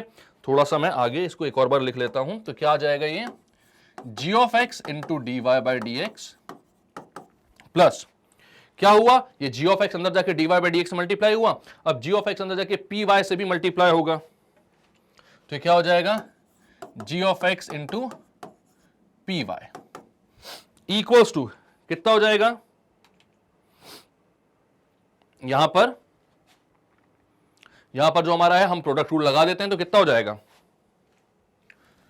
D by d x of g of x into y plus, एक बार क्या किया मैंने, डिफरेंशिएशन किया फर्स्ट फंक्शन का, सेकंड फंक्शन को एज इट इज रखा।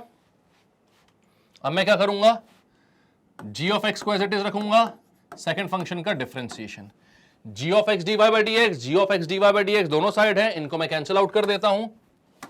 मेरे पास बचता है g of x py is equals to y। अब f ऑफ x के डिफरेंशिएशन को आप f डैश x भी लिखते हो, ये पता है आपको, first order derivative f dash x। वैसे ही g ऑफ x के डिफरेंशिएशन को आप क्या लिख सकते हो, g डैश x। ठीक है, अब क्या होगा, y से y कैंसिल। ठीक है, p यहां पर है, g ऑफ x को मैं नीचे लेकर जाता हूं। ठीक है, तो हो जाएगा p is equals to g dash x upon g of x। अब मैं यहां पर बोलता हूं integrating with respect to x both side. ठीक है, integrating with respect to x both side, दोनों साइड इंटीग्रेट कर रहा हूं x के रिस्पेक्ट में, x के रिस्पेक्ट में कर रहा हूं तो ऑपरेटर क्या हो जाएगा, dx। तो यहां पर क्या हो जाएगा, integration of p d x is equals to integration of g dash x upon g of x dx। अब आपने इस तरीके का इंटीग्रेशन इंडेफिनिट इंटीग्रल में पढ़ा हुआ है, जब भी डिनोमिनेटर में क्या होता है, एक फंक्शन है और उसका ही डिफरेंशिएशन न्यूमरेटर में होता है, तो इसका आंसर क्या होता है, लॉग ऑफ डिनोमिनेटर। कैसे आता है, आप gx को t पुट कर दोगे। ठीक है, मैं बता देता हूं ये चीज भी यहां पर, लेट बोलोगे g of x is equals to t, दोनों साइड डिफरेंशिएट करोगे तो g डैश x जो है वो dt बाई dx के इक्वल हो जाएगा, या g डैश x dx जो है वो dt के इक्वल हो जाएगा। मतलब ये जो पूरा है इसको कौन सब्स्टिट्यूट कर लेगा, dt।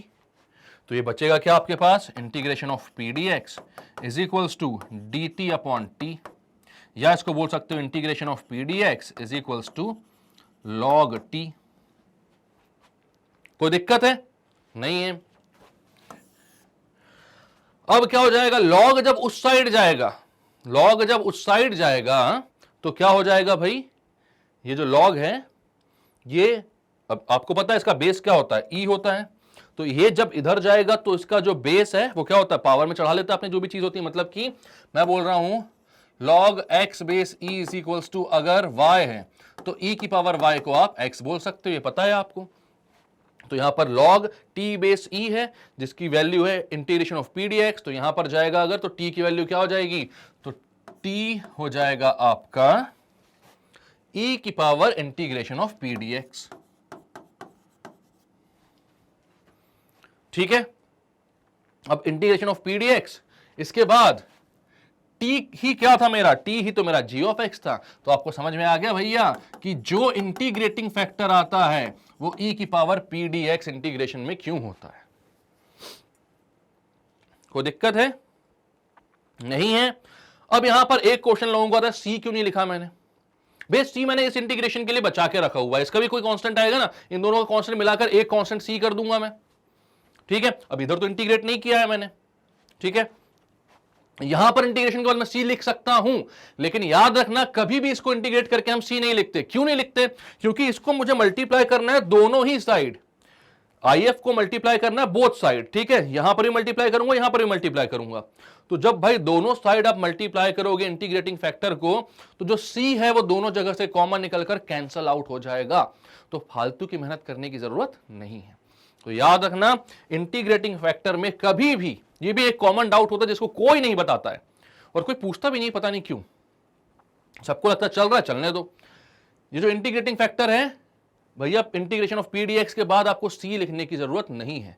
जो भी होगा p आपका फंक्शन, मान लो आपका फंक्शन x होता है तो e की पावर x स्क्वायर बाय 2 शांति से लिख देना, c लिखना नहीं, x square by 2 plus c मत लिखना।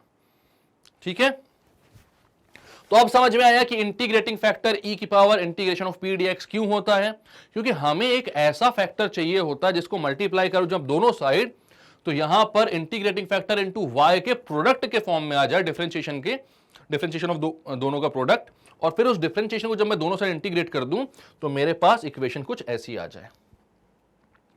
तो लीनियर डिफरेंशियल इक्वेशन को कभी भी अगर आपको सॉल्व करना है तो क्या करना होता है भाई, कि आपको इंटीग्रेटिंग फैक्टर निकालना होता है। इंटीग्रेटिंग फैक्टर निकालने के लिए y का कोफिशिएंट देखो वो है p, तो आपको e की power integration of p d x निकालना पड़ता है। क्यों निकालना पड़ता है वो मैंने बता दिया आपको, और उससे दोनों साइड मल्टीप्लाई करना पड़ता है, और डायरेक्टली आप लिख सकते हो e की power integration of p d x into y is equals to integration of e की power integration of p d x into q, q जो भी फंक्शन हो या कांस्टेंट हो, dx का इंटीग्रेशन। क्लियर है? इसको इंटीग्रेट करोगे डायरेक्टली आपका आंसर आ जाएगा। तो इसको नोट कर लो, बहुत ही इंपॉर्टेंट चीज है, और मुश्किल ये कहीं से कहीं पर मिले आपको ये, ठीक है? पर मेरे को आता है सब, मैं सब बताता हूं आपको। चलो, तो अब आते हैं अपन फाइंड, कुछ क्वेश्चंस करते हैं अब इसके, उसके बाद सीधे अपना चैप्टर खत्म, ठीक है?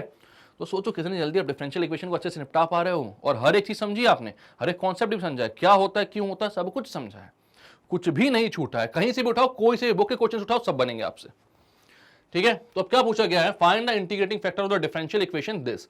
इसका सिर्फ इंटीग्रेटिंग फैक्टर निकालना है। तो इंटीग्रेटिंग फैक्टर निकालना, तो सबसे पहले तो भैया आपको dy बाय dx के फॉर्म में इसको लेकर आना पड़ेगा, ठीक है? तो सबसे पहले आप dy बाय dx को वहां भेज देते हो, तो यह जाता है dy बाय dx, मतलब dx बाय dy को जब उधर भेजूंगा तो मल्टीप्लाई हो जाएगा dy by dx is equals to e की power minus 2 root x upon root x minus y by root x. अब मैं क्या करता हूं, minus y by root x को इधर ले आता हूं, तो हो जाता है dy by dx plus y by root x is equals to e की power minus 2 root x upon root x. आपको किस फॉर्म में चाहिए था इक्वेशन? आपको चाहिए था dy by dx plus p y equals to q के फॉर्म में। यहां पर किस फॉर्म में मिल रही है इक्वेशन? dy बाय dx अकेला है, बहुत बढ़िया। यहां पर y का कोफिशिएंट पी वाई, ठीक है, इसको आप इक्वेट कर लो, dy by dx plus p y is equals to q. क्या यहां पर दिख रहा है? क्यू जो है वो फंक्शन ऑफ एक्स है, कांस्टेंट है, हाँ भैया फंक्शन ऑफ एक्स है, ठीक है। y के कोफिशिएंट में कुछ है, हाँ है, वो क्या है? p है। p की वैल्यू कितनी है यहां पर? y कोफिशिएंट में क्या है? 1 अपॉन रूट एक्स, तो p कितना है? 1 upon root x. dy by dx अकेला है, हाँ अकेला है, मतलब ये मिल गया हमको उस फॉर्म में जिस फॉर्म में हमको ये चाहिए था, ठीक है। अब क्या करोगे, आपको सिर्फ इंटीग्रेटिंग फैक्टर निकालना है। इंटीग्रेटिंग फैक्टर क्या होता है? e की power integration of p d x. P कितना है यहां पर? y का coefficient 1 upon root x, root x है ना डिवीजन में, तो 1 अपॉन रूट एक्स से मल्टीप्लीकेशन बोल सकते हैं उसको। तो y का कोफिशिएंट कितना हो गया? 1 अपॉन रूट एक्स। अब कर लो भैया, IF कितना हो जाएगा? e की power integration of 1 upon root x dx, ठीक है। तो ये कितना हो जाएगा? e की power integration of root x जो है उसकी x की पावर होती है 1/2, पर डिनोमिनेटर में तो x की पावर -1/2, तो ऊपर हो जाएगा x की पावर -1/2 dx। इसका इंटीग्रेशन क्या होगा x की पावर -1/2 का? तो -1/2 सामने आ जाएगा, x की पावर, सॉरी माय मिस्टेक, हो जाएगा x की पावर -1/2 प्लस 1 अपॉन -1/2 प्लस 1, तो ये हो जाएगा e की पावर x की पावर 1/2 अपॉन 1/2, यानी कि e 2x की पावर 1/2, मतलब e 2 रूट x। ये है आपका इंटीग्रेटिंग फैक्टर। बस इसमें यही निकालना है, 2 नंबर के क्वेश्चन में पूछा जा सकता है और आपने निकाल दिया है। ज्यादा कुछ नहीं करना था, इंटीग्रेटिंग फैक्टर निकालना था। तो मेहनत कहां लगी? मेहनत बस लगी इसको dy by dx plus p y equals to q के फॉर्म में लाने में, वो हम लेकर आ गए। उसके बाद आपने क्या किया? पी वाई जो है आपने देखा भैया y अपॉन रूट एक्स है, तो उसको मैं बोल सकता हूं 1 by root x into y, ये हो जाएगा मेरा p। तो e की power integration of p d x जो है उसमें p की वैल्यू 1 बाय रूट एक्स है, समझ में आ गई आपको। आपने p की वैल्यू रखी 1 बाय रूट एक्स, उसको इंटीग्रेट किया, आंसर आ गया। क्लियर है बात? चलें आगे नेक्स्ट क्वेश्चन पे। तो अब क्या बोल रहा है? Right the integrating factor of the differential equation this. तो इसका इंटीग्रेटिंग फैक्टर आपको लिखना है, ठीक है। तो किस तरीके का दिख रहा है थोड़ा सा देखते हैं हम यहां पर। तो ये हो जाएगा 1 plus y square plus 2xy minus cot y dy by dx is equals to 0, ठीक है। तो 1 plus y square plus 2xy minus cot y dy by dx equals to 0, ये अपनी इक्वेशन है, अपन ने लिख लिया इसको। एक बार dy बाय dx के फॉर्म में बनाकर देखते हैं, अगर नहीं बनेगा तो dx बाय dy वाले फॉर्म में बनाकर देखेंगे। कौन सा फॉर्म है देख लेते हैं हम, ठीक है। लीनियर डिफरेंशियल इक्वेशन है तो पता है क्योंकि दिया हुआ है, तो भाई यहां पर इंटीग्रेटिंग फैक्टर निकालना है इसका। तो सबसे पहले मैं इसको उधर भेजता हूं, हो जाएगा 2xy minus cot y dy by d x is equals to minus 1 plus y square upon 2xy minus cot y. Sorry, upon में अभी लिखना नहीं था, मैंने पहले लिख दिया। इसको अपॉन में कर सकते हैं dy बाई डी एक्स के लिए। dy बाई डी एक्स कितना हो जाएगा, minus 1 plus y square upon 2xy minus cot y. अब इसमें देखो यार, पी वाई प्लस क्यू बनाने की गुंजाइश मेरे को बहुत कम दिखाई दे रही है। हाँ, इसमें कम दिखाई दे रही है। मैं एक काम करता हूं, इसका रेसिप्रोकल लेता हूं, उसमें ज्यादा दिखाई दे रही है। 1 प्लस वाई स्क्वायर को हम अलग अलग कर सकते हैं उसके बाद, ठीक है। तो मैं इसका रेसिप्रोकल लेता हूं, तो ये हो जाएगा dx by d y equals to, ये हो जाएगा, एक काम करता हूं माइनस अंदर भेज देता हूं, तो कॉट वाई प्लस का हो जाएगा और 2xy माइनस का हो जाएगा। ये समझ में आ रहा है? इसका माइनस कॉमन निकालूंगा, माइनस से माइनस कैंसिल, ये भी बोल सकते हो आप। तो इसको मैं बोल सकता हूं कॉट वाई माइनस 2xy, ये पॉजिटिव हो गया, ये माइनस हट गया, ठीक है, अपॉन 1 प्लस वाई स्क्वायर। अब मैं बताता हूं कि आपको क्या बोल रहा था मैं। अब थोड़ी सी प्रैक्टिस ज्यादा करोगे तो विजन समझ में आ जाएगा आपको कि मैं क्या बोल रहा हूं, क्या नहीं बोल रहा हूं। dx by d y, cot y upon 1 plus y square को अलग करता हूं, minus 2xy upon 1 plus y square को अलग करता हूं, ठीक है। तो हो जाएगा dx by d y cot y upon 1 plus y square minus 2xy upon 1 plus y square. अब ऐसा क्यों किया है मैंने? यहां पर x का कोफिशिएंट दिख रहा है क्या कुछ आपको? मतलब इसको मैं किस फॉर्म में बनाने का सोच रहा हूं, सबसे पहले तो मैं बता दूं वो फॉर्म आपको, वो फॉर्म होता है dx by d y plus r x plus s के फॉर्म में, प्लस एस नहीं, इक्वल टू एस के फॉर्म में।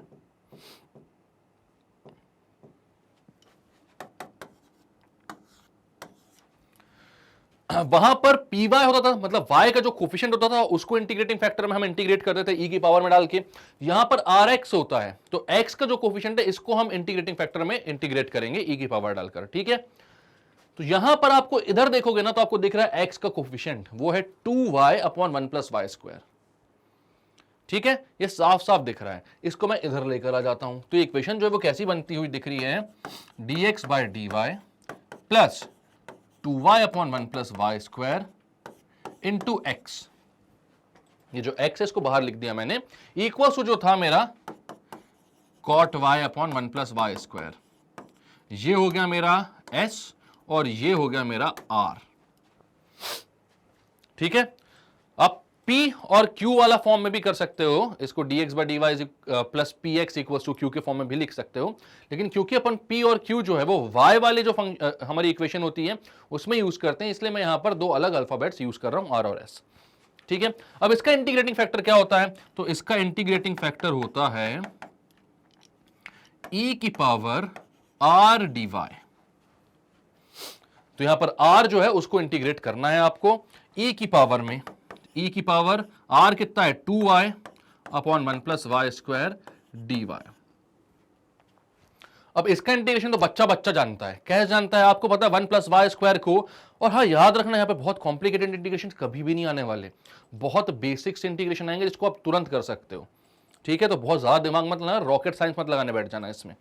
तो यहां पर क्योंकि इतनी सारी मेहनत तो आपने पहले कर ली ना, इंटीग्रेशन में भी उतनी मेहनत करवा देंगे तो क्या 12 नंबर क्वेश्चन देंगे क्या? नहीं देंगे। समझ में आ रही बात? आपको पता है 1 प्लस वाई स्क्वायर को टी पुट करोगे, मैं लिख ही देता हूं यहां पर, किसी को अगर डाउट हो तो 1 प्लस वाई स्क्वायर को टी करोगे, दोनों साइड डिफरेंशिएट करोगे विद रिस्पेक्ट टू एक्स, 1 का डिफरेंशिएशन 0, वाई स्क्वायर का हुआ 2y is equal to d t by d x. ये पूरा 2y dx, sorry dy, y के रिस्पेक्ट में कर रहे हैं ना हम डिफरेंशिएशन, 2y dy जो है वो dt से रिप्लेस हो जाएगा। तो इसको मैं लिख सकता हूं e की power integration of 1 by T D t. तो ये हो जाएगा e की पावर log t, e और log कैंसिल, आंसर आएगा t जो कि कितना है 1 प्लस वाई स्क्वायर। तो यही आपका आंसर है। इंटीग्रेटिंग फैक्टर कितना आ रहा है? तो इंटीग्रेटिंग फैक्टर आ रहा है 1 प्लस वाई स्क्वायर। बात क्लियर है? कोई दिक्कत है, कोई परेशानी है आपको? यहां पर दिख रहा है ना कैमरे में? कोई छुप तो नहीं रहा है? बढ़िया, बहुत बढ़िया। क्या होता है, कई बार मैं भावनाओं में काफी नीचे लिख देता हूं, काफी आड़ा तिरछा ऊपर लिख देता हूं, तो कभी कट जाता है, तो दिखता नहीं। तो कमेंट सेक्शन पर आप लोग बोलते हो सर दिख नहीं रहा, इसलिए मैंने पहले ही पूछ लिया दिख रहा है कि नहीं दिख रहा है। यहाँ पर हमारे बहुत समझदार ऑपरेटर श्रीमान गौरव जी बैठे हुए हैं, आप जानते हो उनको नाम से। तो चलो, तो समझ में आया क्या करना था आपको। आपको सबसे पहले देखना था यहाँ पर 1 plus y square plus 2xy minus cot y equal into d y by d x equal 0 है। इसको सबसे पहले d y by d x के फॉर्म में बनाने की कोशिश की अपन ने, बट यहाँ पर दिख रहा था यार मैं y का कोफिशिएंट अलग नहीं ले पा रहा हूं, dx बाय dy बनाया, और अब x का कोफिशिएंट अलग ले पा रहा हूं क्या? हाँ ले पा रहा हूं, और वो इजी भी दिख रहा है 2y upon 1 plus y square. तो मैंने उसको ही भैया इस फॉर्म में ही किया, और इंटीग्रेटिंग फैक्टर के लिए e की power integration of r dx का फॉर्म लगा दिया, r dy का सॉरी, और इंटीग्रेट करके आंसर आया कितना? 1 प्लस वाई स्क्वायर। क्लियर है? चलें आगे। चलो, तो अब नेक्स्ट क्वेश्चन क्या बोल रहा है। अब यहां से आपने क्या देख लिया, आपने वेरिएबल सेपरेबल मेथड देख लिया, आपने होमोजेनियस डिफरेंशियल इक्वेशन का मेथड देख लिया, आपने लीनियर डिफरेंशियल इक्वेशन का मेथड देख लिया। अब डायरेक्ट क्वेश्चंस हैं आपके लिए, अब कौन सा मेथड लगाना है इसका दिमाग आपको खुद लगाना पड़ेगा। क्वेश्चन देखो और मेथड समझोगे कौन सा लगाना है, ठीक है। अब यहां पर आपको दिया हुआ है जनरल सॉल्यूशन निकालना है, ये बहुत अच्छी बात है। जनरल सॉल्यूशन मतलब आर्बिट्री कांस्टेंट आ रहा है तो उसको आने दो, उसकी वैल्यू निकालने की जरूरत नहीं है। तो यहां पर है ये dy by dx is equal to e की पावर x प्लस वाई। थोड़ा सा अगर इसको सॉल्व करूंगा तो dy by dx equal to e की पावर x इंटू e की पावर y। कौन सा फॉर्म दिख रहा है? क्या y y वाले और x x वालों को dy और dx के साथ अलग अलग कर पा रहा हूं मैं? यहां पर कर सकता हूं। आप बोलोगे बिल्कुल कर सकते हैं सर, तो कर लो, आंसर आ जाएगा। तो आप कर लो, ये है नॉर्मल वेरिएबल सेपरेबल मेथड। तो dy अपॉन e की power y is equals to ex dx हो गया, दोनों साइड इंटीग्रेट कर लेता हूं, ये हो जाएगा e की पावर माइनस वाई dy का integration is equals to e की पावर x dx का इंटीग्रेशन। e की पावर माइनस वाई dy का इंटीग्रेशन कितना हो जाएगा? तो भैया यहां पर आपको पता है e की पावर x का तो e की पावर x ही होता है, e की पावर माइनस x का e की पावर माइनस x ही होगा, लेकिन जो भी कोफिशिएंट है उससे आपको यहां पर डिवाइड करना पड़ेगा, ठीक है। तो यहां पर कोफिशिएंट है -1, उससे डिवाइड करो मल्टीप्लाई करो, बात एक ही है, तो साइन माइनस का लग जाएगा। तो यहां पर इंटीग्रेशन होगा माइनस e की power minus y is equals to e की पावर x प्लस c, ये आंसर आ गया। तो बहुत ही आसान क्वेश्चन है, लेकिन हां आपको समझना पड़ेगा कि कौन सा फॉर्म यहां पर लगेगा। प्रैक्टिस करते रहोगे तो तुरंत समझ में आ जाएगा, कोई दिक्कत कोई परेशानी की बात यहां पर आपको नहीं होगी। क्लियर है बात? चला आगे क्वेश्चन में, इसको दोबारा देखने की जरूरत भी नहीं है। तो नेक्स्ट क्या बोल रहा है, solve the differential equation this y of 0 equal to 0। ये किस लिए दिया होगा जल्दी से बताएं, ये क्यों दिया होगा? कौन सा सॉल्यूशन निकालना है, जनरल की पर्टिकुलर? कौन सा सॉल्यूशन निकालना है यहां पर? तो आप बोलोगे भैया यहां पर पर्टिकुलर सॉल्यूशन निकालना है। क्यों? क्योंकि यहां पर दिया हुआ है जब आप x की वैल्यू 0 रखोगे, ब्रैकेट में जो वैल्यू होती है वो x की होती है, जब x की वैल्यू 0 रखोगे तो y कितना आ जाएगा? 0। इसको दूसरे तरीके से कैसे लिख सकते हैं, जब x 0 होगा तो y भी 0 होगा, ठीक है। तो सबसे पहले इंटीग्रेट करो, ये तो हमें कब यूज करना है, जब c की वैल्यू निकालनी होगी, ठीक है। चलो, तो ये है आपके पास x plus 1 dy by d x equal to 2 e की पावर -1 e की पावर माइनस वाई अपॉन -1। अलग अलग कर सकते हैं, बिल्कुल कर सकते हैं। तो ये क्या हो जाएगा, ये हो जाएगा कुछ ऐसा, dy 2e की power -y-1 is equals to dx upon x plus 1। Direct variable separable method है, हम वेरिएबल सेपरेट कर लेते हैं, इंटीग्रेटिंग बोथ साइड। अब इसको थोड़ा सा मैं सॉल्व करूं तो हो जाएगा dy अपॉन 2e की power y-1 is equals to dx upon x plus 1।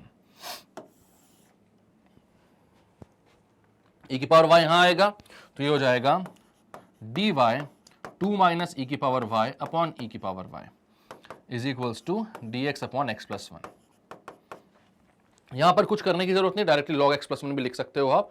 1 upon x का जैसे log x होता है वैसे 1 अपॉन एक्स प्लस 1, या ऐसा कोई भी लीनियर फंक्शन है तो उसका वही हो जाएगा log x plus 1 x plus 2 ऐसा, ठीक है। यहां पर e की पावर y ऊपर जाएगा तो हो जाएगा e की पावर y 2 माइनस e की power y dy is equals to, यहां पर कितना हो जाएगा dx अपॉन x प्लस 1। अब इसको इंटीग्रेट करना है तो क्या करना पड़ेगा आपको, साफ साफ दिख रहा है, अगर आप लेट बोलोगे 2 माइनस ई की power y is equals to t, इसको आप t पुट करते हो तो आपको पता है 2 का डिफरेंशिएशन 0 हो जाएगा, माइनस ई की पावर y का माइनस ई की पावर y ही होगा, equals to d t by d y, या बोलोगे माइनस ई की power y dy is equals to d t, या फिर e की पावर y dy की वैल्यू हो जाएगी माइनस ऑफ डी टी। तो e की पावर y dy की जगह क्या लिखना है आपको, माइनस का dt, तो पुट कर दो ये, तो हो जाएगा माइनस का साइन बाहर, dt upon t is equals to d x upon x plus one, इसको बोलोगे minus log t is equals to log of x plus one plus log c. अब कई लोगों का ये क्वेश्चन होता है कि सर लॉग सी क्यों ले लिया, यार सी लोगे तो भी कांस्टेंट है, लॉग सी लोगे तो भी कांस्टेंट है। तो ऐसे जो भी क्वेश्चन है जहां पर दोनों साइड लॉग लॉग ही आ रहे हैं, मैक्सिमम केसेस में लॉग सी ही लेना, ठीक है। इससे क्या होता है ना, वो मल्टीप्लाई डिवाइड होकर ना कटने के आसान चांसेस बन जाते हैं, तो ईजी हो जाता है थोड़ा सा, ठीक है। तो ये कितना हो जाएगा आपके पास, एक काम करता हूं, लॉग सी को मैं इस साइड ले लेता हूं। अब आप बोलोगे क्यों, यार मेरी मर्जी है यार, मैं किसी साइड भी ले सकता हूं। अब इधर पे लेने से ना क्या पॉजिटिव में आंसर आ रहा है, तो मैं पॉजिटिव लेना चाह रहा हूं, ठीक है। जो इजी लगे आपको वो किया करो, minus log t plus log c इधर ले लेता हूं is equals to log mod of x plus one, ठीक है। कांस्टेंट कुछ भी हो सकता है, कि इधर पे भी ले सकते हो आप, इधर पे भी तो इंटीग्रेट कर रहे हो ना आप। मान लो इस इंटीग्रेशन को इधर और इस इंटीग्रेशन को यहां रखे रहते तो सी तो अपना उस साइड बनता लॉग टी के साथ, तो हमने वही कर दिया, ठीक है। अब इसको क्या बोलूंगा, log c is equals to log of mod x plus one plus log c log t. अब लॉग टी कितना है आपका, टी कितना है आपका, टी किसको रखा था, 2 माइनस ई की पावर वाई, तो ये हो जाएगा log x plus one plus log 2 minus e की power y is equal to log c, ठीक है। अब मैं क्या करता हूं, log a plus log b की आइडेंटिटी लगाता हूं, ठीक है। और आपको पता है, क्या पता है कि log a plus log B होता है लॉग ऑफ ए बी, ये आप जानते हो। तो यहां पर कितना हो जाएगा, लॉग सी तो लेफ्ट हैंड साइड पर चल ही रहा है, तो लेफ्ट हैंड साइड पर लॉग सी चलने दो, इक्वल्स टू कितना हो जाएगा, log x plus one into log 2 minus, मतलब log x plus one into 2 minus e की पावर वाई, तो हो जाएगा log of mod x plus one into 2 minus e की पावर वाई, ठीक है। लॉग से लॉग कटा, हट गया, ठीक है। तो सी की वैल्यू आ रही है x plus one into 2 minus e की पावर वाई। अब ये इक्वेशन 2 बोल दो इसको, इक्वेशन 1 किसको बोलेंगे हम, इसको इक्वेशन 1 किसको बोलेंगे, इसको बोलेंगे, ठीक है। ये हो गई इक्वेशन 1, इसको ही बोल सकते हैं क्या, हाँ बोल सकते हैं, कोई दिक्कत नहीं है, इसको ही बोल सकते हैं, ठीक है। अब मैं क्या कर रहा हूं, अब मुझे पता है कि जब x की वैल्यू 0 तो y 0 हो रही है, वेन x 0 तो y भी 0 है, यहां पे वैल्यू पुट कर देता हूं ताकि c की वैल्यू निकाल सकूं मैं। तो c कितना हो जाएगा, 0 प्लस 1 2 माइनस ई की power 0, 0 plus 1 is 1, 2 minus e की पावर 0 इज 1, मतलब 2 माइनस 1 यानी कि 1 इंटू 1 कितना हो जाएगा 1, c की वैल्यू कितनी आ गई 1, क्लियर है बात। तो c की वैल्यू आ चुकी है 1, ठीक है। अब यहां पर आते हैं अपन, minus log t plus c, इसको बोलता हूं इक्वेशन 1, ये सही है, ये सही है, ठीक है। अब putting the value of c in equation 1, putting जो सबसे पहले इंटीग्रेट करके मेरी वैल्यू आई थी ना, उसी में रख रहा हूं, putting the value of c in equation 1, equation 1 में पुट करता हूं तो क्या हो जाता है, यहां पर log c 0 minus of log t is equal to log x plus 1, ठीक है। तो ये हो जाएगा minus of log t plus log 1, c की जगह 1 रखा, is equal to log x plus 1। अरे यार टी की वैल्यू कितनी थी, सही तो कर रहा था मैं पहले भी, हाँ टी की वैल्यू रखी हुई ना 2 माइनस ई की पावर वाई, इसमें भी रख सकते हो, कोई दिक्कत नहीं है, ठीक है। बात एक ही है, किसी को भी बोलो आंसर वही आएगा। 2 माइनस ई की पावर वाई रख दो यहां पर, तो कितना हो जाएगा माइनस लॉग 2 माइनस ई की पावर वाई, लॉग 1 तो 0 हो जाएगा भाई, plus log is equal to log x plus 1, ठीक है। हमें निकालना क्या है भाई, हमें निकालना क्या, y की वैल्यू निकालनी होती है, तो e की पावर y से यहां पर आपके पास y अकेला बचना चाहिए, ठीक है। मैं माइनस उससे पहले उधर शिफ्ट करता हूं यार, ये हो जाएगा log 2 माइनस e की पावर y बस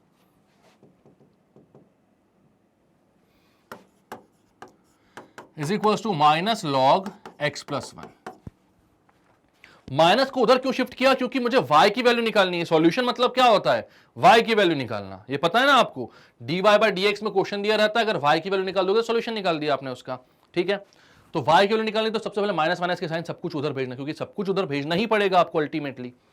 तो इसको अब क्या करें, लॉग से लॉग ऐसे तो काट नहीं सकते, हमें पता है, क्या पता है, a log b को मैं लिख सकता हूं log b की पावर a लिख सकता हूं, तो फिर माइनस जो है -1 है वो, और log x प्लस 1 की पावर -1 हो सकता है, हाँ हो सकता है, तो इसको आप लिखोगे log 2 माइनस ई की power y is equal to log x plus 1 की पावर -1, ठीक है।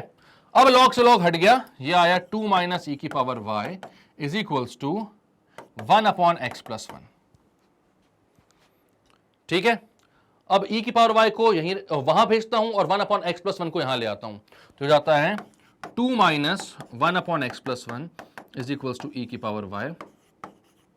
e की पावर y की वैल्यू क्या जाएगी, एलसीएम लेंगे तो 2x plus 2 minus 1 upon x plus 1, तो e की पावर y आ रहा है 2x plus 1 upon x plus 1, या y आ जाएगा, जब e उधर जाएगा तो log बन जाएगा log 2x plus 1 upon x plus 1, ये आपका फाइनल आंसर। तो क्लियर है क्वेश्चन, काफी अच्छा, काफी लेंथी क्वेश्चन था। क्या क्या किया एक बार शुरुआत से देखते हैं, ठीक है। तो आपको बोल रहा है सॉल्व द डिफरेंशियल इक्वेशन, अगर डिफरेंशियल इक्वेशन को सॉल्व करना है मतलब dy बाई dx आपको y पर पहुंचना है, यानी इंटीग्रेट करना है कहीं ना कहीं, सारी चीजें हम देखते हुए चल रहे हैं शुरुआत से। तो यहां पर आपने देखा कि कौन सा फॉर्म है, तो दिख रहा था साफ साफ वेरिएबल सेपरेट हो रहे हैं, वेरिएबल सेपरेबल फॉर्म है ये। यहां पर आपने बोला कि जब x की जगह 0 रखोगे तो y की वैल्यू भी कितनी आ जाएगी, 0 आ जाएगी, तो आपने बोला बहुत अच्छी बात है ये, ठीक है। तो हमें समझ में आ गया कि इसका पर्टिकुलर सॉल्यूशन निकालना मतलब जो आर्बिट्री कांस्टेंट c आएगा उसकी वैल्यू भी निकालनी पड़ेगी। हमने सेपरेट किए वेरिएबल्स, उसके बाद थोड़ा सा कैलकुलेशन किया, e की पावर माइनस y को पॉजिटिव y बनाया, तो यहां पर मेरे पास फंक्शन आ रहा था e की power y upon 2 minus e की power y dy equal to dx upon x plus 1। यहां पर डायरेक्टली इसका इंटीग्रेशन log x प्लस 1 हो जाएगा, और यहां पर 2 माइनस e की पावर y को जब आप t पुट करोगे तो माइनस log t इसका आ जाएगा, ठीक है। आपने इसको इक्वेशन 1 बोल दिया, इसको भी बोल सकते हो, कोई दिक्कत नहीं है, ठीक है। और जो आपके पास कांस्टेंट आया उसको आपने log c बोल दिया, log में बोला। हमने क्या किया, यहां से log c की वैल्यू निकाली, फिर log से log हटाया, log आपको पता है log a plus log b हो तो log a इंटू बी, तो वहां पर log x plus 1 into 2 minus e की पावर y हो गया, log से log हटा, c की वैल्यू ये आई। यहां पर हमें पता है कि x 0 है तो y भी 0 है, तो x और y दोनों में 0 पुट किया, c की वैल्यू 1 निकल कर आई, उसको इक्वेशन नंबर 1 में पुट कर दिया, तो log 1 हो गया 0। यहां से माइनस 1 इधर शिफ्ट किया, क्यों, क्योंकि हमें y की वैल्यू चाहिए, तो y के पास हमें कुछ भी साइन या कोई भी कोफिशिएंट्स नहीं चाहिए होते हैं, माइनस वहां भेजा। अब हमें यहाँ पर log से log भी हटाना है, तो क्या कर सकते हैं, तो हमें पता है जो भी यहाँ पर कोफिशिएंट है उसको पावर में भेज सकते हैं, तो पावर में भेज दिया, वो 1 अपॉन एक्स प्लस 1 हो गया, log से log हट गया। हमने थोड़ा सा यहाँ पर सिंप्लीफिकेशन किया, y की वैल्यू कितनी निकल कर आई, log mod of 2x plus 1 upon x plus 1।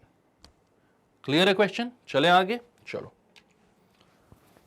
तो अब क्या बोल रहा है, solve the differential equation x dy minus y dx equals to under root x square plus y square dx given that y equal to 0 and x equals to 1। ठीक है, तो x की वैल्यू 1 रखने पर y 0 हो जाएगा, but ये कौन सा दिख रहा है ये बताओ मुझे जल्दी से। सबसे पहले dy by dx की वैल्यू निकालता हूं मैं, ठीक है, dy by dx की वैल्यू निकालते हैं, उसके बाद देखते हैं वेरिएबल सेपरेट हो रहे हैं या फिर नहीं हो रहे हैं। तो x dy, जब तक अपनी राइटिंग में क्वेश्चन नहीं लिखता ना तब तक चैन नहीं आता। आपको आता है क्या, x dy minus y dx under root x square plus y square d x. D y by d x की वैल्यू निकालने के लिए डी एक्स को एक साइड करना पड़ेगा, तो कर लो। X d y is equals to under root x square plus y square plus y d x. D y by d x हो जाएगा y plus under root x square plus y square upon x. X को यहां भेज दिया। अब साफ दिख रहा है कि भाई मल्टीप्लाई क्रॉस मल्टीप्लाई करने पर वेरिएबल सेपरेट नहीं हो रहे, और यह भी दिख रहा है कि ऊपर और नीचे वाले जो हमारे फंक्शन है उनकी डिग्री सेम है। ठीक है, यहां पर इसकी डिग्री 1 है, यहां पर स्क्वायर्स हैं, लेकिन मान लो यहां पर लैम्डा स्क्वायर आप रख भी देते हो तो रूट के बाहर निकल के तो लैम्डा की पावर 1 ही रहेगी, यहां पर भी लैम्डा की पावर 1, दोनों जगह से लैम्डा बाहर निकलेगा, यहां का लैम्डा रहेगा, कैंसिल आउट हो जाएगा। मतलब ऊपर नीचे दोनों जगह क्या है, डिग्री सेम है। और अगर डिग्री सेम है तो ये होमोजेनियस डिफरेंशियल इक्वेशन है, और अगर होमोजेनियस डिफरेंशियल इक्वेशन है तो क्वेश्चन खत्म हो गया। क्यों हो गया? क्योंकि आपको पता है, आपको यहां पर पुट करना है y is equal to v x, और dy बाई डी एक्स क्या हो जाता है, तो वो हो जाता है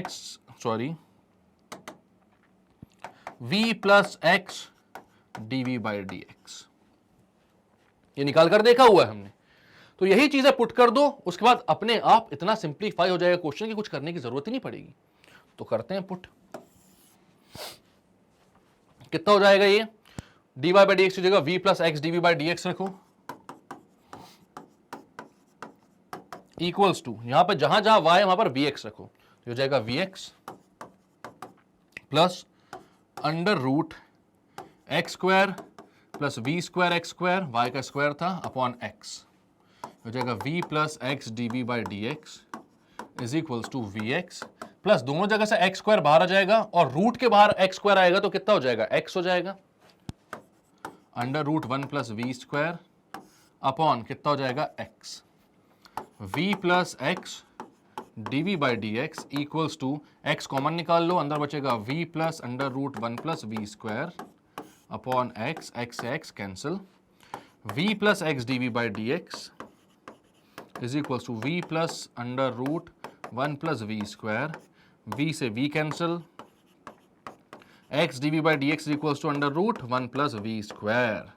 क्या ये सिंप्लीफाई हो गया, वेरिएबल सेपरेबल मेथड में आ चुका है? अब आप बोलोगे हाँ, डीवी वालों को 1 प्लस वी स्क्वायर के साथ कर सकते हो, dx और x को अपनी जगह एक कर सकते हो। क्लियर है? तो अब कर लो, तो ये कितना हो जाएगा, dv upon under root 1 plus v square is equals to dx upon x। ठीक है, अब क्या बोलोगे, इंटीग्रेटिंग बोथ साइड, दोनों साइड इंटीग्रेट कर लो। हमें पता है integration of 1 upon under root 1 plus x square का इंटीग्रेशन होता है log x plus under root 1 plus x square. ये फॉर्मूलेज अगर याद नहीं है भैया तो याद कर लेना आप लोग, ठीक है, बहुत इंपॉर्टेंट फॉर्मूलेज होते हैं, सारे हर जगह यूज होते हैं।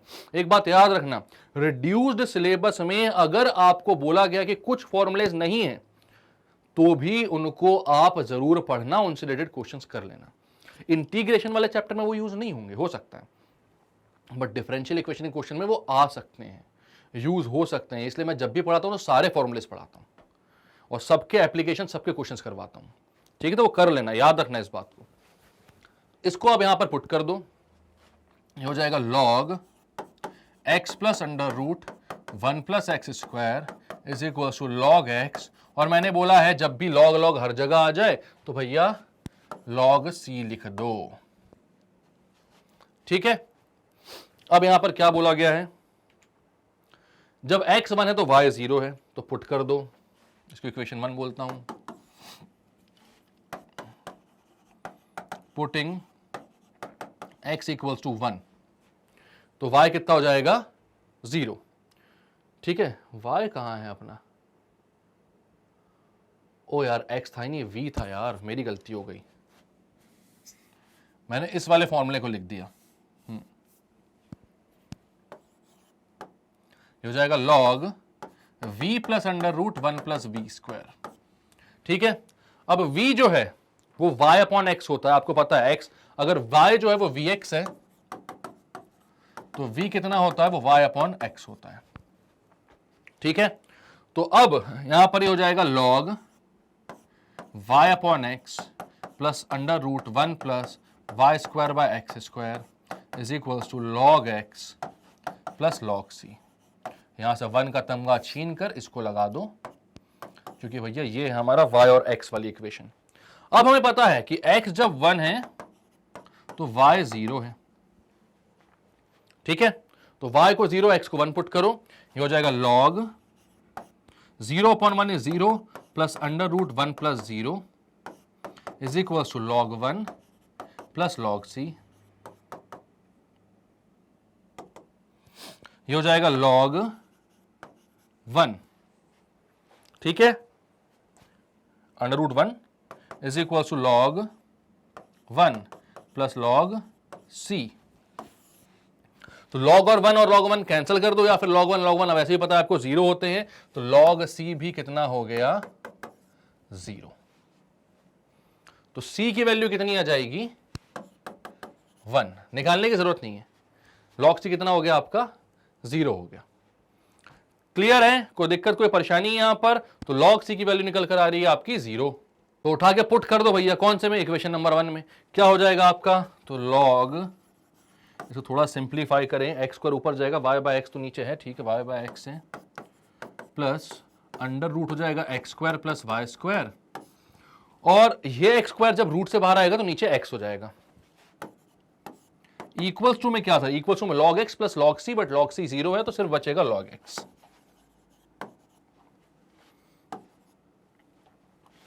अब इसको आप लिख सकते हो log y plus under root x square plus y square upon x is equals to log x। log से log हटाओ, ठीक है, तो कितना हो जाएगा y plus under root x square plus y square is equals to x square, या बोल सकते हो y equals to x square minus root over x square plus y square. ये है आपका सॉल्यूशन, ये है भैया आपका आंसर।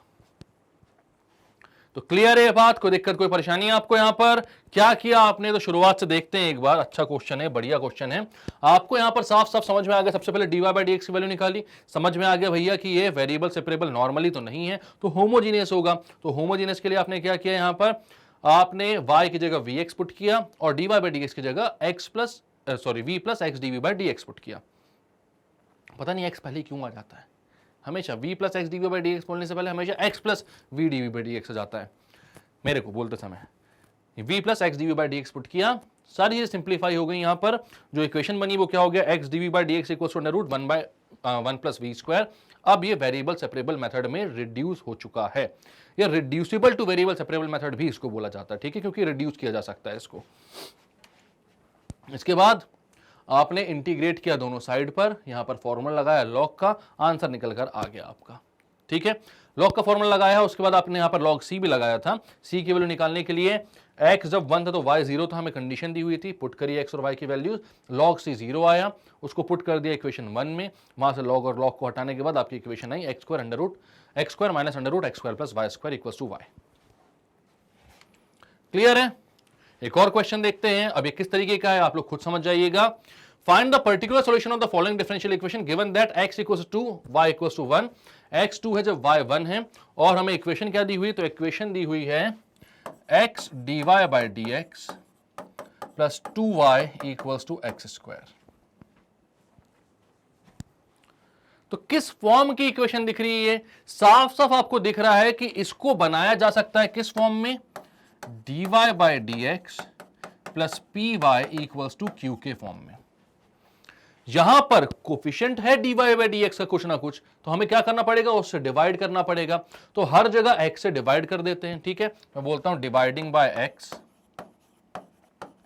बोथ साइड, क्योंकि dy बाई dx आपको सिंगल चाहिए होता है बिना किसी कोफिशिएंट के। तो ये कितना हो जाएगा, dy बाई dx को जब x से डिवाइड करो dy by dx plus 2 upon x y is equal to x square by x. तो ये हो जाएगा dy by dx plus 2 by xy is equals to x। अब ये साफ साफ दिख गया आपको किस फॉर्म में, dy by dx plus py equals to q के फॉर्म में, जहां पर p कितना है, तो p है आपका 2 अपॉन x और q कितना है, तो वो है x। इंटीग्रेटिंग फैक्टर कितना हो जाएगा?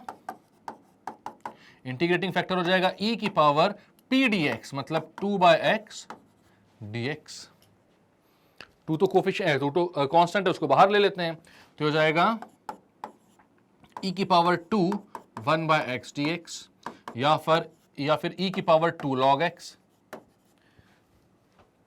या इसको मैं क्या बोल सकता हूं, हमें पता है, कई बार यूज कर लिया, अभी याद होना चाहिए वाला, ठीक है। क्या होता है, a log b जो होता है उसको आप log b की पावर a बोल सकते हो।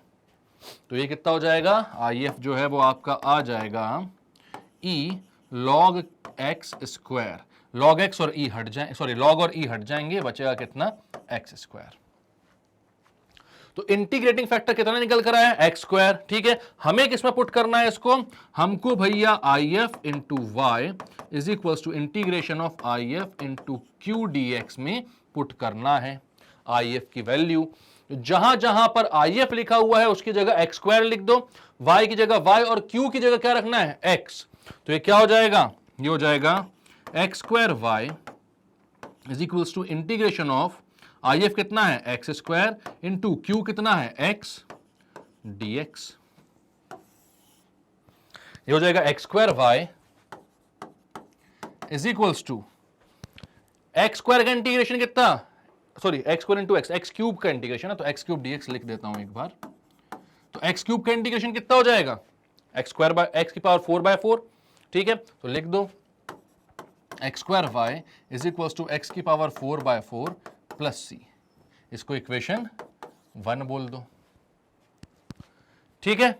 अब आपके पास इक्वेशन 1 आ गई है, लेकिन आपको पर्टिकुलर सॉल्यूशन निकालना है, क्यों, क्योंकि आपको दिया हुआ है जब x 2 है तो y 1 है, तो x की वैल्यू 2 और y की वैल्यू 1 पुट करते हैं, तो हो जाएगा 2 square into 1 is equal to 2 की पावर 4/4 प्लस सी,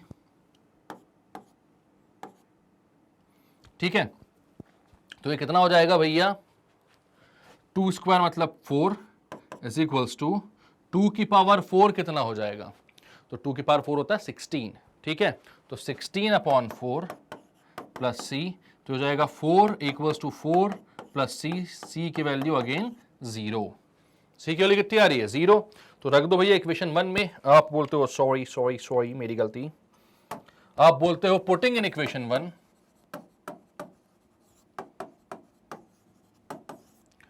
इक्वेशन 1 कितनी थी, इक्वेशन 1 थी आपके पास X square Y plus X की power 4/4, x square Y equals to x की पावर 4/4 प्लस सी, सी की वैल्यू कितनी निकल कर आई है, 0, तो 0। तो यहां से y is equals to x square y is equals to x की पावर 4/4, एक्स स्क्वायर से ये कैंसिल, तो y की वैल्यू आ रही है एक्स स्क्वायर बाय 4। यही है आपकी इक्वेशन। हो गया क्वेश्चन सॉल्व। तो ऐसे लीनियर डिफरेंशियल इक्वेशन के क्वेश्चंस भी बहुत आसान हैं, क्योंकि हर क्वेश्चन में बात एक ही करनी है आपको, क्या, आपको मेहनत करनी है बस सबसे पहले P और Q फाइंड करने में, देन इंटीग्रेटिंग फैक्टर फाइंड करने में। इंटीग्रेटिंग फैक्टर फाइंड कर लिया, e की पावर p dx, हमेशा इजी ही इंटीग्रेशन आएगा। उसके बाद आपको क्या करना है, तो आपको भाई सिर्फ इस इक्वेशन में पुट कर देना है हर बार, IF into y is equals to integration of IF into q dx। क्यों करना है इसका पूरा एक्सप्लेनेशन आपको पीछे बताया हुआ है मैंने, ठीक है। इसमें पुट कर दोगे, सॉल्यूशन आ जाएगा आपका। तो हमने क्या किया, यहां पर आपने dy बाय dx सबसे पहले सिंगल बनाया, सिंगल मतलब कि x को हटाया यहां से, तो इक्वेशन कुछ इस तरीके से बनी। तो हमारा जो y का कोफिशिएंट था वो 2/x आया, तो p की वैल्यू आ गई 2/x और q आ गया x। आपने इंटीग्रेटिंग फैक्टर निकाला, वो आया आपका x स्क्वायर। आपने इस इक्वेशन में इंटीग्रेटिंग फैक्टर की जगह x स्क्वायर पुट किया हर जगह और सॉल्व किया। X square y is equal to x cube dx आया, इंटीग्रेट किया तो x की पावर 4/4 प्लस c। हमें दिया हुआ था कि जब x 2 है तो y 1 है, तो x की जगह 2 और y की जगह 1 पुट किया, c की वैल्यू निकल कर आई 0, इसको इक्वेशन 1 में पुट कर दिया, तो हमारा जो आंसर आया वो है y is equal to x square by 4। तो अब आपने डिफरेंशियल इक्वेशन के हर एक कॉन्सेप्ट को समझा है, सब सारी चीजें डिराइव की हैं, क्यों कैसा क्या होता है सब कुछ समझा है, और उससे रिलेटेड जितने तरीके के क्वेश्चंस आते थे सब आपने सॉल्व कर लिए हैं। तो अब कोई सी भी बुक उठाना, ठीक है, कोई सी भी बुक, RDRS उठाना है वो भी उठा लेना, आपको उठाना है NCERT तो वो सॉल्व कर ही लेना सारी के सारी, आपको प्रीवियस ईयर्स क्वेश्चन या सैंपल पेपर्स के क्वेश्चंस लगाने हैं तो वो भी लगा लेना, सब कुछ बनेगा, ठीक है। और अगर कुछ नहीं बनता है तो कमेंट सेक्शन पर कभी भी आप डाउट पूछ सकते हो, पर्सनली मुझसे इंस्टाग्राम पर भी कनेक्ट हो सकते हो, स्टेप अप एकेडमी के चैनल पर भी कनेक्ट हो सकते हो, ठीक है। तो अगर वीडियो शुरुआत से लेकर लास्ट तक आपने देखा है, थैंक यू वेरी मच आपको हमारे साथ जुड़े रहने के लिए। अगर अच्छा लगा वीडियो तो लाइक कीजिए, इसको सब्सक्राइब कीजिए हमारे चैनल को, और शेयर कीजिए अपने सारे फ्रेंड्स एंड रिलेटिव के साथ, क्योंकि यही मोटिवेशन है हमारे लिए, यही हमें मोटिवेट करता है नए नए अच्छे अच्छे वीडियोस बनाते रहने के लिए। तो ऐसे ही पढ़ते रहो भैया, पूरे मार्क्स लेकर आने हैं मैथ्स में। अगर पूरी वन शॉट सीरीज देखी तो प्रॉमिस है आपसे कि आप फुल मार्क्स स्कोर कर सकते हो मैथ्स के एग्जाम में, ठीक है। तो ऐसे ही पढ़ते रहो, मिलेंगे नेक्स्ट वीडियो में, तब तक के लिए bye bye, keep studying and take care.